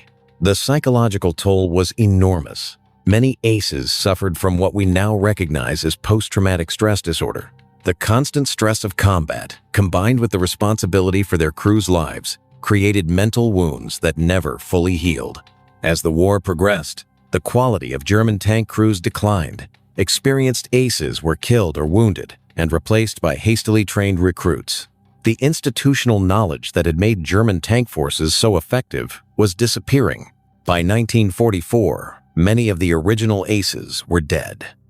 Whitman was killed in Normandy when his Tiger was destroyed by Allied forces. Knispel died in 1945 when his King Tiger was knocked out near the Czech border. The legends were becoming casualties, but their tactical innovations lived on. The methods they developed for maximizing German tanks' advantages while minimizing their weaknesses became standard doctrine. Their understanding of armored warfare influenced military thinking for decades. The aces represented the human element that made German tanks truly dangerous. Superior technology was important, but it was the skill, courage, and tactical brilliance of these commanders that made the difference between victory and defeat. Their legacy extends beyond military history. They demonstrated that individual excellence could overcome seemingly impossible odds. Their stories remind us that behind every technological achievement are human beings who must master and apply that technology. But even legends couldn't change the war's outcome. Chapter 33: Variants and Specialists. Evolution in Steel. Every battlefield demanded specialized solutions.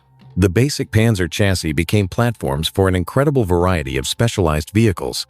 Engineers discovered that the same mechanical foundation could support radically different roles, creating a family of vehicles that dominated every aspect of armored warfare. The Panzer IV became the most versatile platform in the German arsenal. Its robust chassis and large turret ring allowed modifications that kept it relevant throughout the war. The basic tank destroyer version mounted a powerful 75mm gun in a fixed superstructure.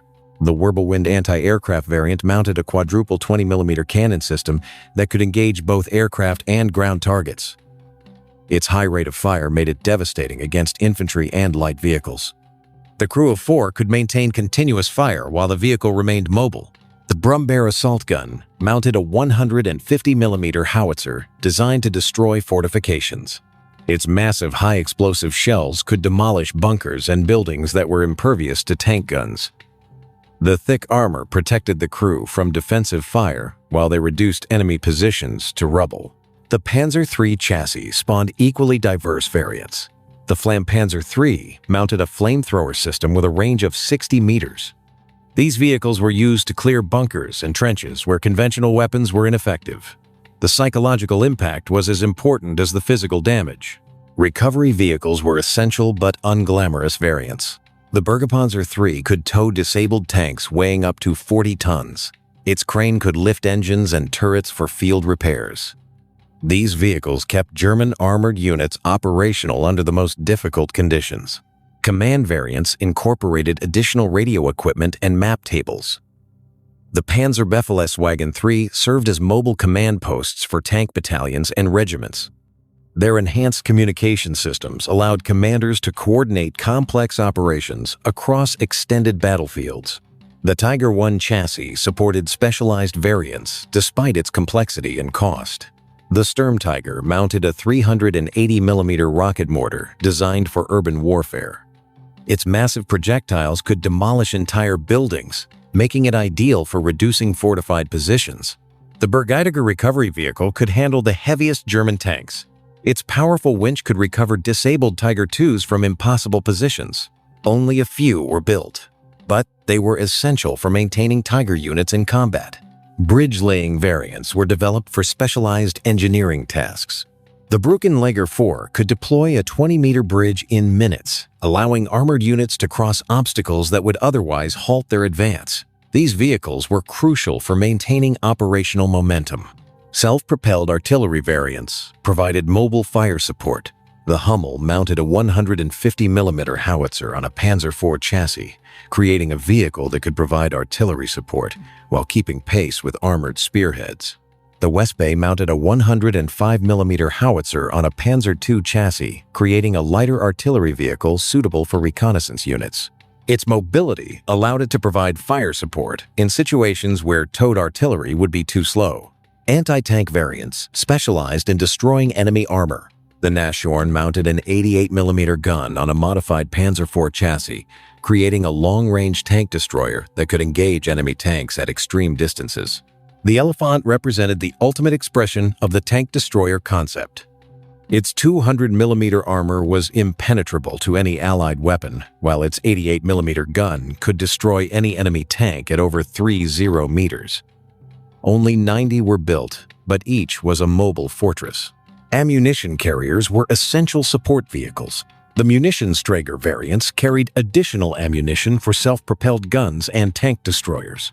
These vehicles allowed extended operations without returning to supply bases. Specialized engineer variants included mine-clearing vehicles, obstacle-clearing vehicles, and construction equipment. The Romer S was designed to clear minefields using explosive charges. The Ladungsträger Goliath was a remote-controlled demolition vehicle. Each variant represented a specific solution to battlefield problems. German engineers understood that different tactical situations required different tools. The ability to adapt basic chassis to specialized roles gave German forces tactical flexibility that their enemies couldn't match. But this proliferation of variants also created logistical problems. Each specialized vehicle required unique spare parts, specialized training, and specific maintenance procedures. The complexity of supporting so many different variants strained German logistics. Production priorities often favored basic tanks over specialized variants. Many promising designs were canceled or produced in limited numbers because resources were needed for standard tanks. The German tendency toward over-engineering created vehicles that were technically superior but logistically problematic. Specialization was both strength and weakness. Chapter 34. The Opposition. Enemies of Steel. German tanks didn't fight in a vacuum. They faced increasingly sophisticated enemies. The evolution of Allied anti-tank weapons was driven by the German tank threat. Each new German tank forced Allied engineers to develop more powerful guns, better armor, and improved tactics. It was an arms race that accelerated throughout the war.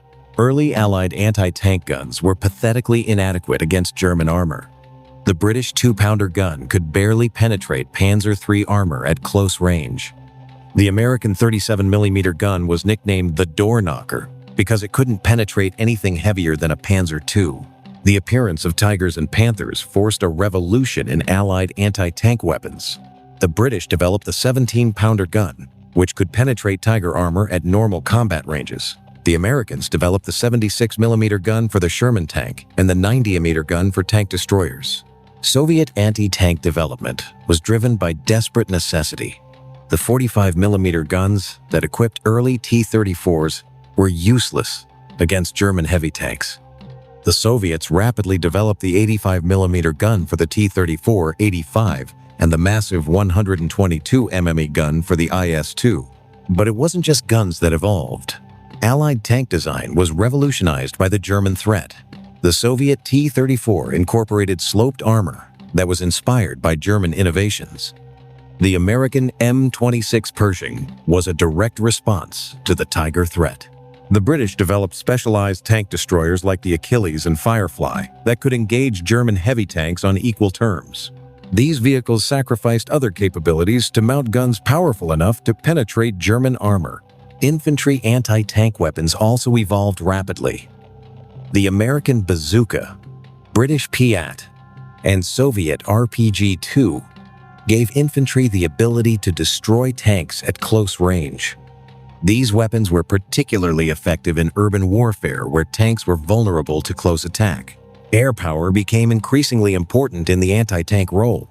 Allied fighter bombers like the P-47 Thunderbolt and Hawker Typhoon carried rockets and bombs specifically designed to destroy tanks.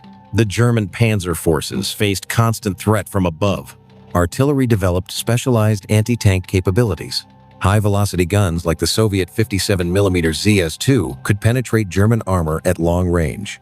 These guns were often used in defensive positions, where their lack of mobility wasn't a disadvantage.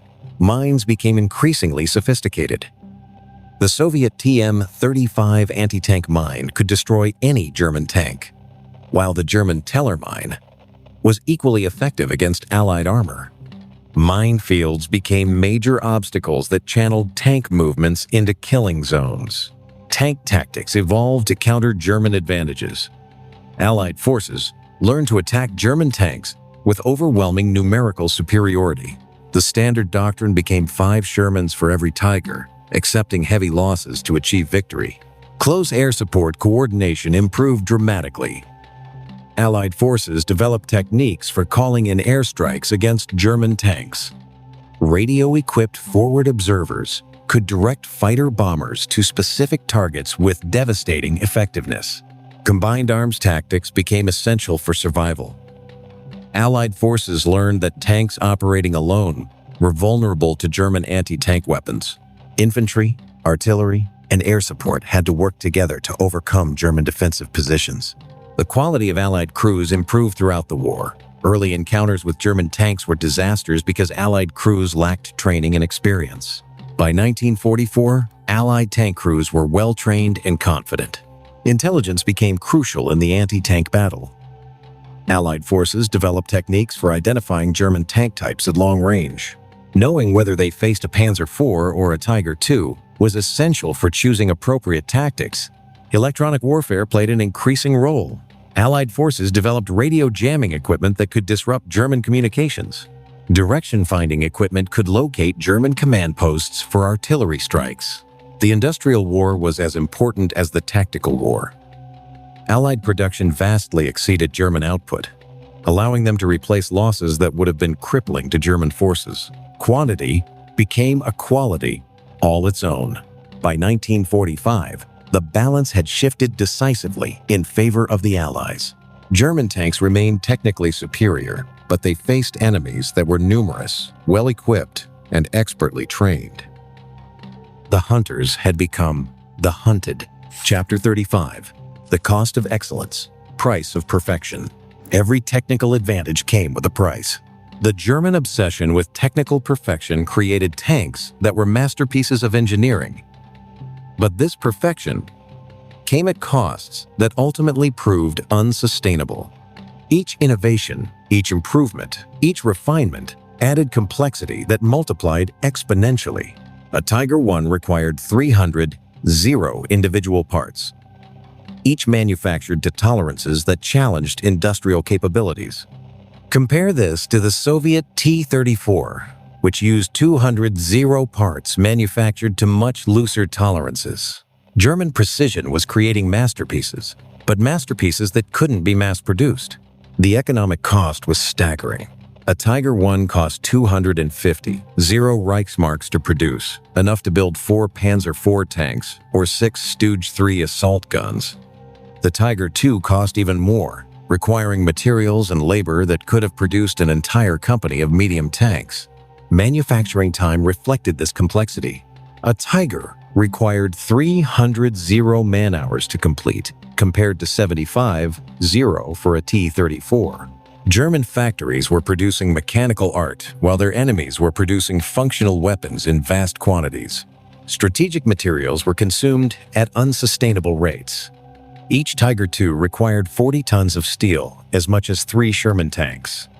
Nickel, tungsten, and other strategic materials were consumed in quantities that Germany's war economy couldn't sustain. The maintenance burden was enormous. German tanks required specialized tools, precision parts, and highly trained mechanics. A Tiger company needed a maintenance platoon of 30 specialists, while a T-34 company could be maintained by 10 mechanics with basic tools. Fuel consumption was astronomical. The Tiger I consumed 8 liters per kilometer on roads, 12 liters cross-country. The Tiger II was even worse, consuming up to 15 liters per kilometer under combat conditions. This limited operational range and made units vulnerable to fuel shortages. Training requirements multiplied with complexity. A Tiger crew needed 6 months of intensive training to achieve basic competence. A T-34 crew could be trained to acceptable standards in 6 weeks. German technical superiority required human resources that weren't available. Spare parts logistics became a nightmare. Each German tank type required unique components that couldn't be shared with other vehicles. A Tiger transmission couldn't be used in a Panther. A Panzer IV final drive was useless in a Stug III. Field repairs became increasingly difficult as complexity increased. A T-34 with a damaged transmission could be repaired by swapping the entire unit in a few hours. A Tiger transmission failure required specialized tools and factory-trained mechanics. The psychological burden on crews was immense. Operating a Tiger meant responsibility for a machine worth more than most people's lifetime earnings. The pressure to avoid damage or breakdown was enormous, affecting tactical decisions and crew morale. Production bottlenecks multiplied with complexity. The Tiger's transmission was produced by only one factory. When Allied bombing damaged that facility, Tiger production stopped completely. Soviet tank production was distributed among dozens of facilities. Quality control requirements slowed production to a crawl. Each Tiger component was individually tested before assembly. Completed tanks underwent extensive testing before delivery. This ensured reliability, but prevented the rapid production that mass warfare required. The skilled labor shortage became critical as complexity increased. Building a Tiger required craftsmen with years of training. These specialists couldn't be replaced when they were drafted or killed. Soviet tanks could be built by semi-skilled workers with minimal training. Technological obsolescence accelerated with complexity. By the time a Tiger II entered production, its design was already 2 years old. Rapid technological change meant that complex systems were obsolete before they could be fully exploited. The opportunity cost was enormous. Resources used to build one Tiger II could have produced 5 Panzer IV tanks, 10 Stug III assault guns, or 20 anti-tank guns. German industry was producing individual masterpieces, while their enemies were producing functional systems. Strategic flexibility was reduced by complexity. German tanks were so specialized that they couldn't adapt to changing tactical requirements. A Tiger was superb at long-range tank combat, but useless for reconnaissance or infantry support. By 1944, the costs of German perfectionism were becoming unsustainable. Factories were producing tanks that were technically superior, but strategically irrelevant. The pursuit of individual excellence was preventing the mass production that total war required. Perfection became the enemy of victory. Chapter 36. The Final Accounting. Numbers don't lie. When the smoke cleared, the mathematics of war told the real story. The final statistics of German tank production revealed both the achievements and limitations of the world's most advanced armored force. Over 50 Zero tanks and assault guns were produced during the war, representing one of history's greatest concentrations of armored power. The Panzer IV was the backbone of German armored forces, with 553 produced. Its versatility and reliability made it the most important German tank, serving from the invasion of Poland to the fall of Berlin. No other German tank matched its combination of effectiveness and availability. The Stug III was even more numerous, with 300 produced. These assault guns destroyed more enemy tanks than any other German armored vehicle, proving that sometimes simplicity was more effective than sophistication. Tiger I production totaled only 347 vehicles, but their impact was disproportionate to their numbers. Each Tiger averaged 11.52 enemy vehicles destroyed, making them the most cost-effective tank killers in terms of results per vehicle.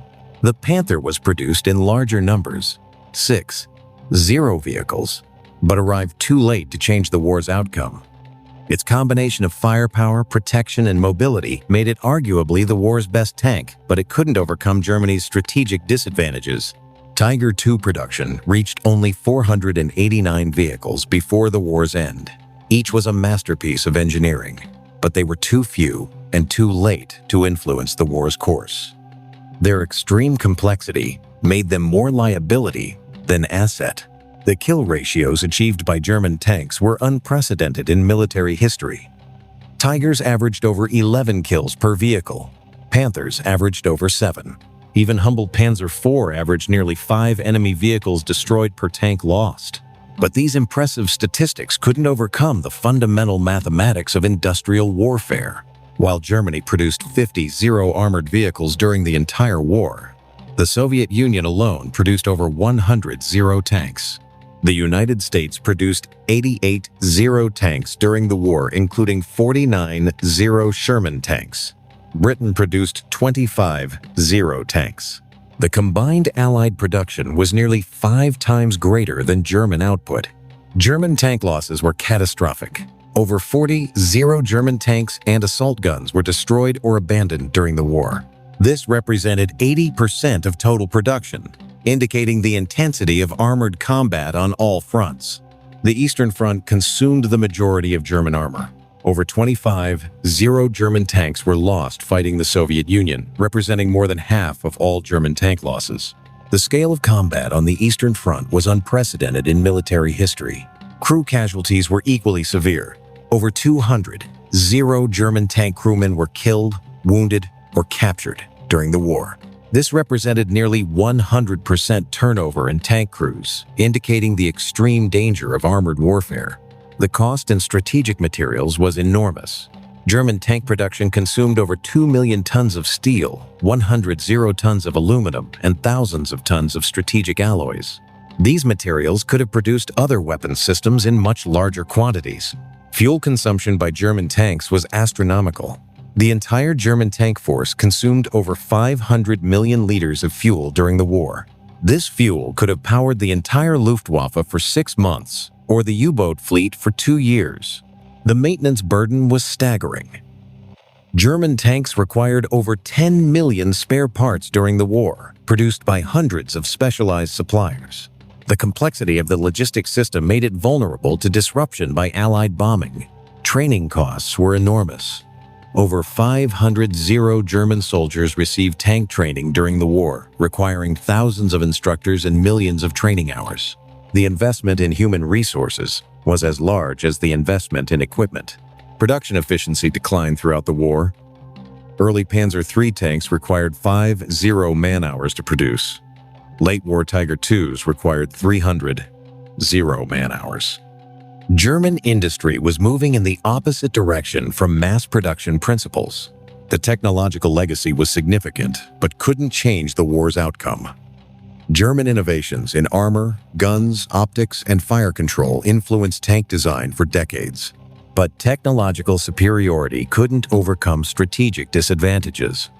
By 1945, the German tank force was a shadow of its former self. Fewer than 5 Zero operational tanks remained, many of them obsolete models or hastily repaired vehicles. The force that had conquered Europe had been ground down by attrition. The final lesson was clear. Individual technical excellence couldn't overcome systematic disadvantages in production, logistics, and strategy. The most advanced tanks in the world had lost the war because they couldn't be produced in sufficient quantities to matter. The numbers told the story that propaganda couldn't hide. Epilogue: The Eternal Thunder. In the silence of museums, steel monuments continue to speak. Today, scattered across the world in museums and private collections, the last survivors of the Panzer Age sit silent. Their guns are cold, their engines still, their crews long gone. Yet in their steel silence, they continue to teach us about the nature of human ambition, technological progress, and the eternal struggle between creation and destruction. The Tiger I at Bovington Tank Museum draws hundreds of thousands of visitors each year. Children press their faces against the barriers, awed by the massive machine that once terrorized Europe's battlefields. Veterans, now in their 90s, sometimes visit and remember friends who never came home from the war these machines helped to wage. In the Kubinka Tank Museum outside Moscow, a panther sits next to the Soviet tanks that ultimately defeated it. The juxtaposition is stark. German engineering precision versus Soviet industrial might. Individual excellence versus mass production. Quality versus quantity. The outcome of this contest shaped the world we live in today. The Saumer Tank Museum in France houses one of the world's most complete collections of German armor. Here, visitors can see the evolution of German tank design from the primitive Panzer I to the sophisticated Tiger II. The progression tells a story of constant innovation, driven by the pressures of total war. But these museum pieces represent more than historical artifacts. They are reminders of human capacity for both creation and destruction, of the dual nature of technology that can serve both war and peace. The same precision engineering that created these instruments of war also contributed to the development of modern automotive technology, manufacturing processes, and materials science. The lessons of the Panzers remain relevant in our modern world. They remind us that technological superiority alone cannot guarantee success without adequate resources, sound strategy, and moral justification. They teach us that individual excellence, while admirable, cannot overcome fundamental systemic disadvantages. Most importantly, they remind us that behind every machine, no matter how sophisticated, are human beings who must live with the consequences of their creations. The young men who designed, built, and operated these tanks were not monsters. They were human beings caught up in events larger than themselves, trying to do their duty as they understood it. The thunder of the Panzers has been silent for nearly 8 decades, but their echo continues to reverberate through our world. In every modern tank that protects peace, in every manufacturing process that creates prosperity, in every lesson learned about the responsible use of technology, we can hear the distant echo of their steel voices. This is their final message, that human ingenuity is a double-edged sword that can create or destroy, that technological power must be tempered with moral responsibility, and that the choices we make about how to use our capabilities will determine whether we build a better world or repeat the tragedies of the past. The roar has ended, but the echo is eternal. In the silence of steel, the Panzers continue to teach us about the power and responsibility that comes with human knowledge, and about the eternal choice between creation and destruction that faces every generation. The German tanks are gone, but their legacy lives on. In their steel silence, they continue to speak to us about the dual nature of human achievement, the capacity to create wonders and horrors with equal facility, the responsibility that comes with knowledge, and the eternal hope that we will choose creation over destruction. The thunder has ended, but the echo will resonate through history forever. This is the final lesson of the Nazi tanks, that human knowledge, once created, transcends the circumstances of its origin and can be applied to purposes its creators never imagined. The Panzers are gone, but their legacy lives on. Transformed from instruments of war into tools of progress, from symbols of destruction into catalysts of innovation. In the end, the Nazi tanks teach us that technology is neither good nor evil. It is a tool that reflects the intentions of those who wield it. The same innovations that created these devastating weapons of war have been transformed into technologies that benefit humanity. The challenge for each generation is to ensure that human ingenuity serves constructive rather than destructive purposes. The roar of the Panzers has ended, but their echo will continue forever, reminding us of both the heights and depths of human achievement and of our eternal responsibility to choose wisely how we use the power that knowledge brings. This is the complete story of the Nazi tanks, from their humble beginnings as training vehicles to their final evolution as the most sophisticated weapons of their era. It is a story of human ingenuity pushed to its limits, of technological achievement shadowed by moral failure, and of the eternal lesson that superior technology alone cannot guarantee victory without the support of sound strategy, adequate resources, and moral justification. The thunder has ended, but the echo is eternal. The Nazi tanks are gone, but their lessons remain, carved in steel and written in history, waiting to teach each new generation about the power and responsibility that comes with human knowledge. Final reflection: the weight of history. Every rivet, every weld, every gear carried the weight of history. The story of the Nazi tanks is ultimately a human story, a tale of brilliant engineers pushing the boundaries of what was possible, of young men thrust into machines that would determine their fate, and of an industrial system that created marvels and monsters in equal measure.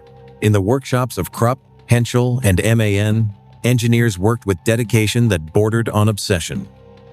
They were creating more than weapons. They were crafting mechanical perfection. Each Tiger transmission was a masterpiece of precision engineering. Each Panther gun was a work of ballistic art. Each component was manufactured to tolerances that challenged the limits of industrial capability. These engineers were not evil men. They were professionals doing their jobs, applying their skills to the problems presented to them. Heinrich Knepkamp, who designed the Panther, was motivated by engineering excellence, not political ideology. Ferdinand Porsche pursued technical innovation with the same passion he had brought to luxury automobiles, but their creations became instruments of a war that would consume millions of lives.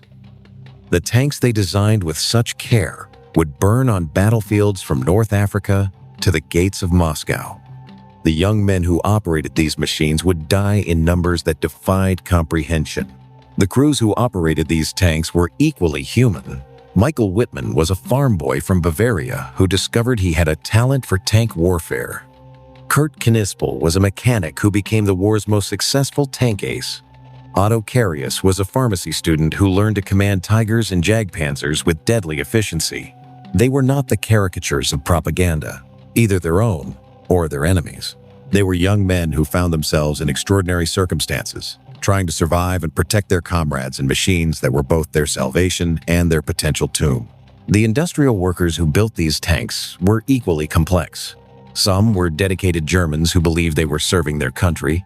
Others were forced laborers who had no choice but to work in German factories. Still others were prisoners of war who sabotaged production when they could. Each tank that rolled off the production line represented thousands of hours of human labor, welders who joined armor plates with millimeter precision, machinists who cut gears to tolerances measured in fractions of millimeters, assembly workers who fitted hundreds of thousands of components into functioning machines. The strategic materials that went into these tanks came from across occupied Europe.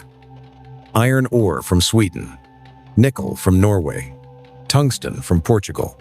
Each tank represented not just German industrial capability, but the resources of an entire continent, pressed into service of war. The fuel that powered these tanks came from synthetic fuel plants that represented some of the most advanced chemical engineering of the era. German scientists had learned to create gasoline from coal, reducing dependence on petroleum imports. But this fuel came at enormous cost in resources and energy. The ammunition fired by these tanks represented another dimension of industrial achievement. Each projectile was precision manufactured to ensure accuracy at long range. Tungsten cores were machined to exact specifications. Steel jackets were heat-treated to precise hardness levels. But all of this technical achievement was ultimately in service of destruction. The same precision that created beautiful machines also created efficient killing devices.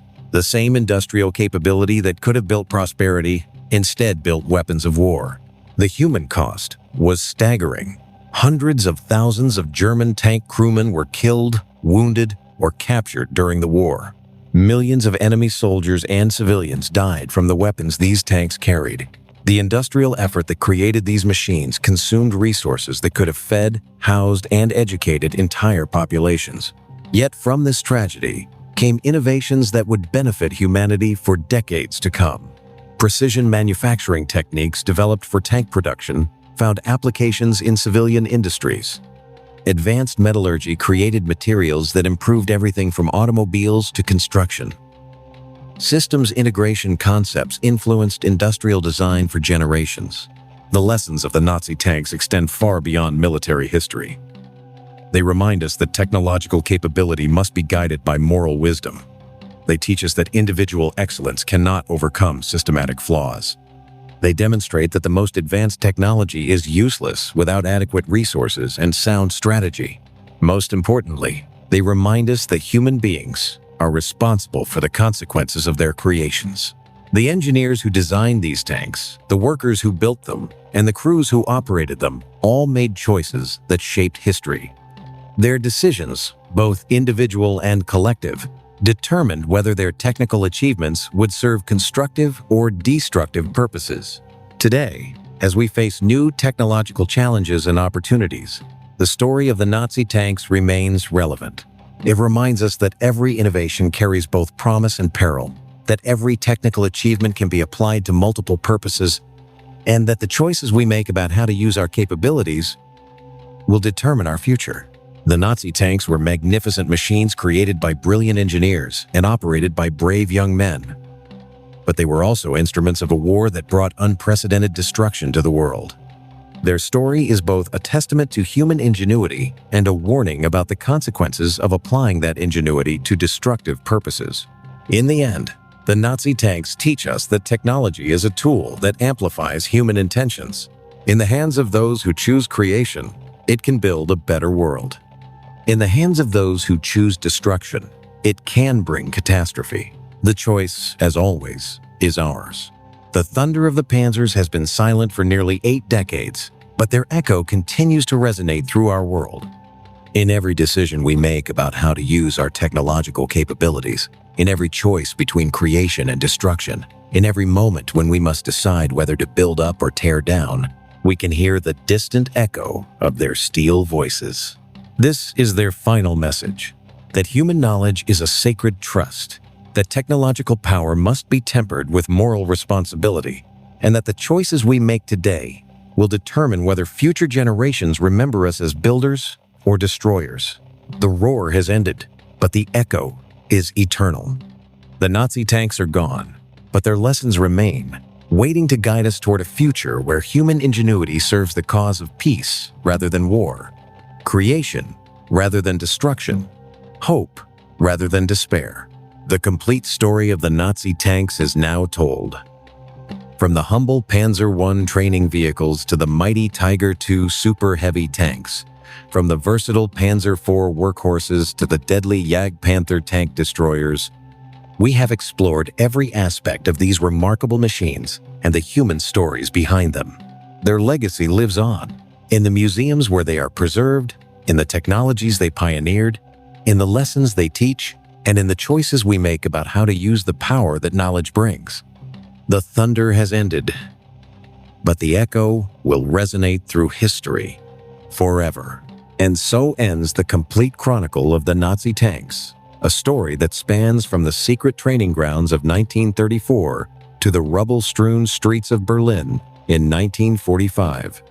We have witnessed the evolution of these steel beasts from simple training vehicles to the most sophisticated weapons of their era, explored the brilliant minds that conceived them, the skilled hands that built them, and the brave hearts that operated them. We have seen how technological excellence can coexist with moral failure, how individual brilliance cannot overcome systematic disadvantages, and how the most advanced machines in the world can still lose a war. The Nazi tanks were more than weapons. They were symbols of human ambition, technological achievement, and the eternal choice between creation and destruction that defines our species. Their thunder may have ended nearly 8 decades ago, but their echo continues to resonate through our world, reminding us that with great power comes great responsibility, and that the choices we make about how to use our capabilities will determine whether we build a better future or repeat the tragedies of the past. The steel is silent, but the lessons are eternal. In the museums of today, these mechanical monuments stand as testaments to both human genius and human folly. The Tiger at Bovington, the Panther at Saumur, the Stug 3 at Aberdeen, DRM. Each tells a story that transcends its steel construction. They speak of young engineers working late into the night to solve impossible problems, of factory workers laboring under impossible conditions, of tank crews facing impossible odds. They remind us that behind every technical specification was a human decision. Behind every innovation was a human dream, and behind every machine was a human story. The Nazi tanks changed the nature of warfare forever, establishing principles that continue to influence military vehicle design today. But more importantly, they teach us about the responsibility that comes with technological power and the eternal choice between using our capabilities to build or to destroy. The thunder has ended, but the echo is eternal.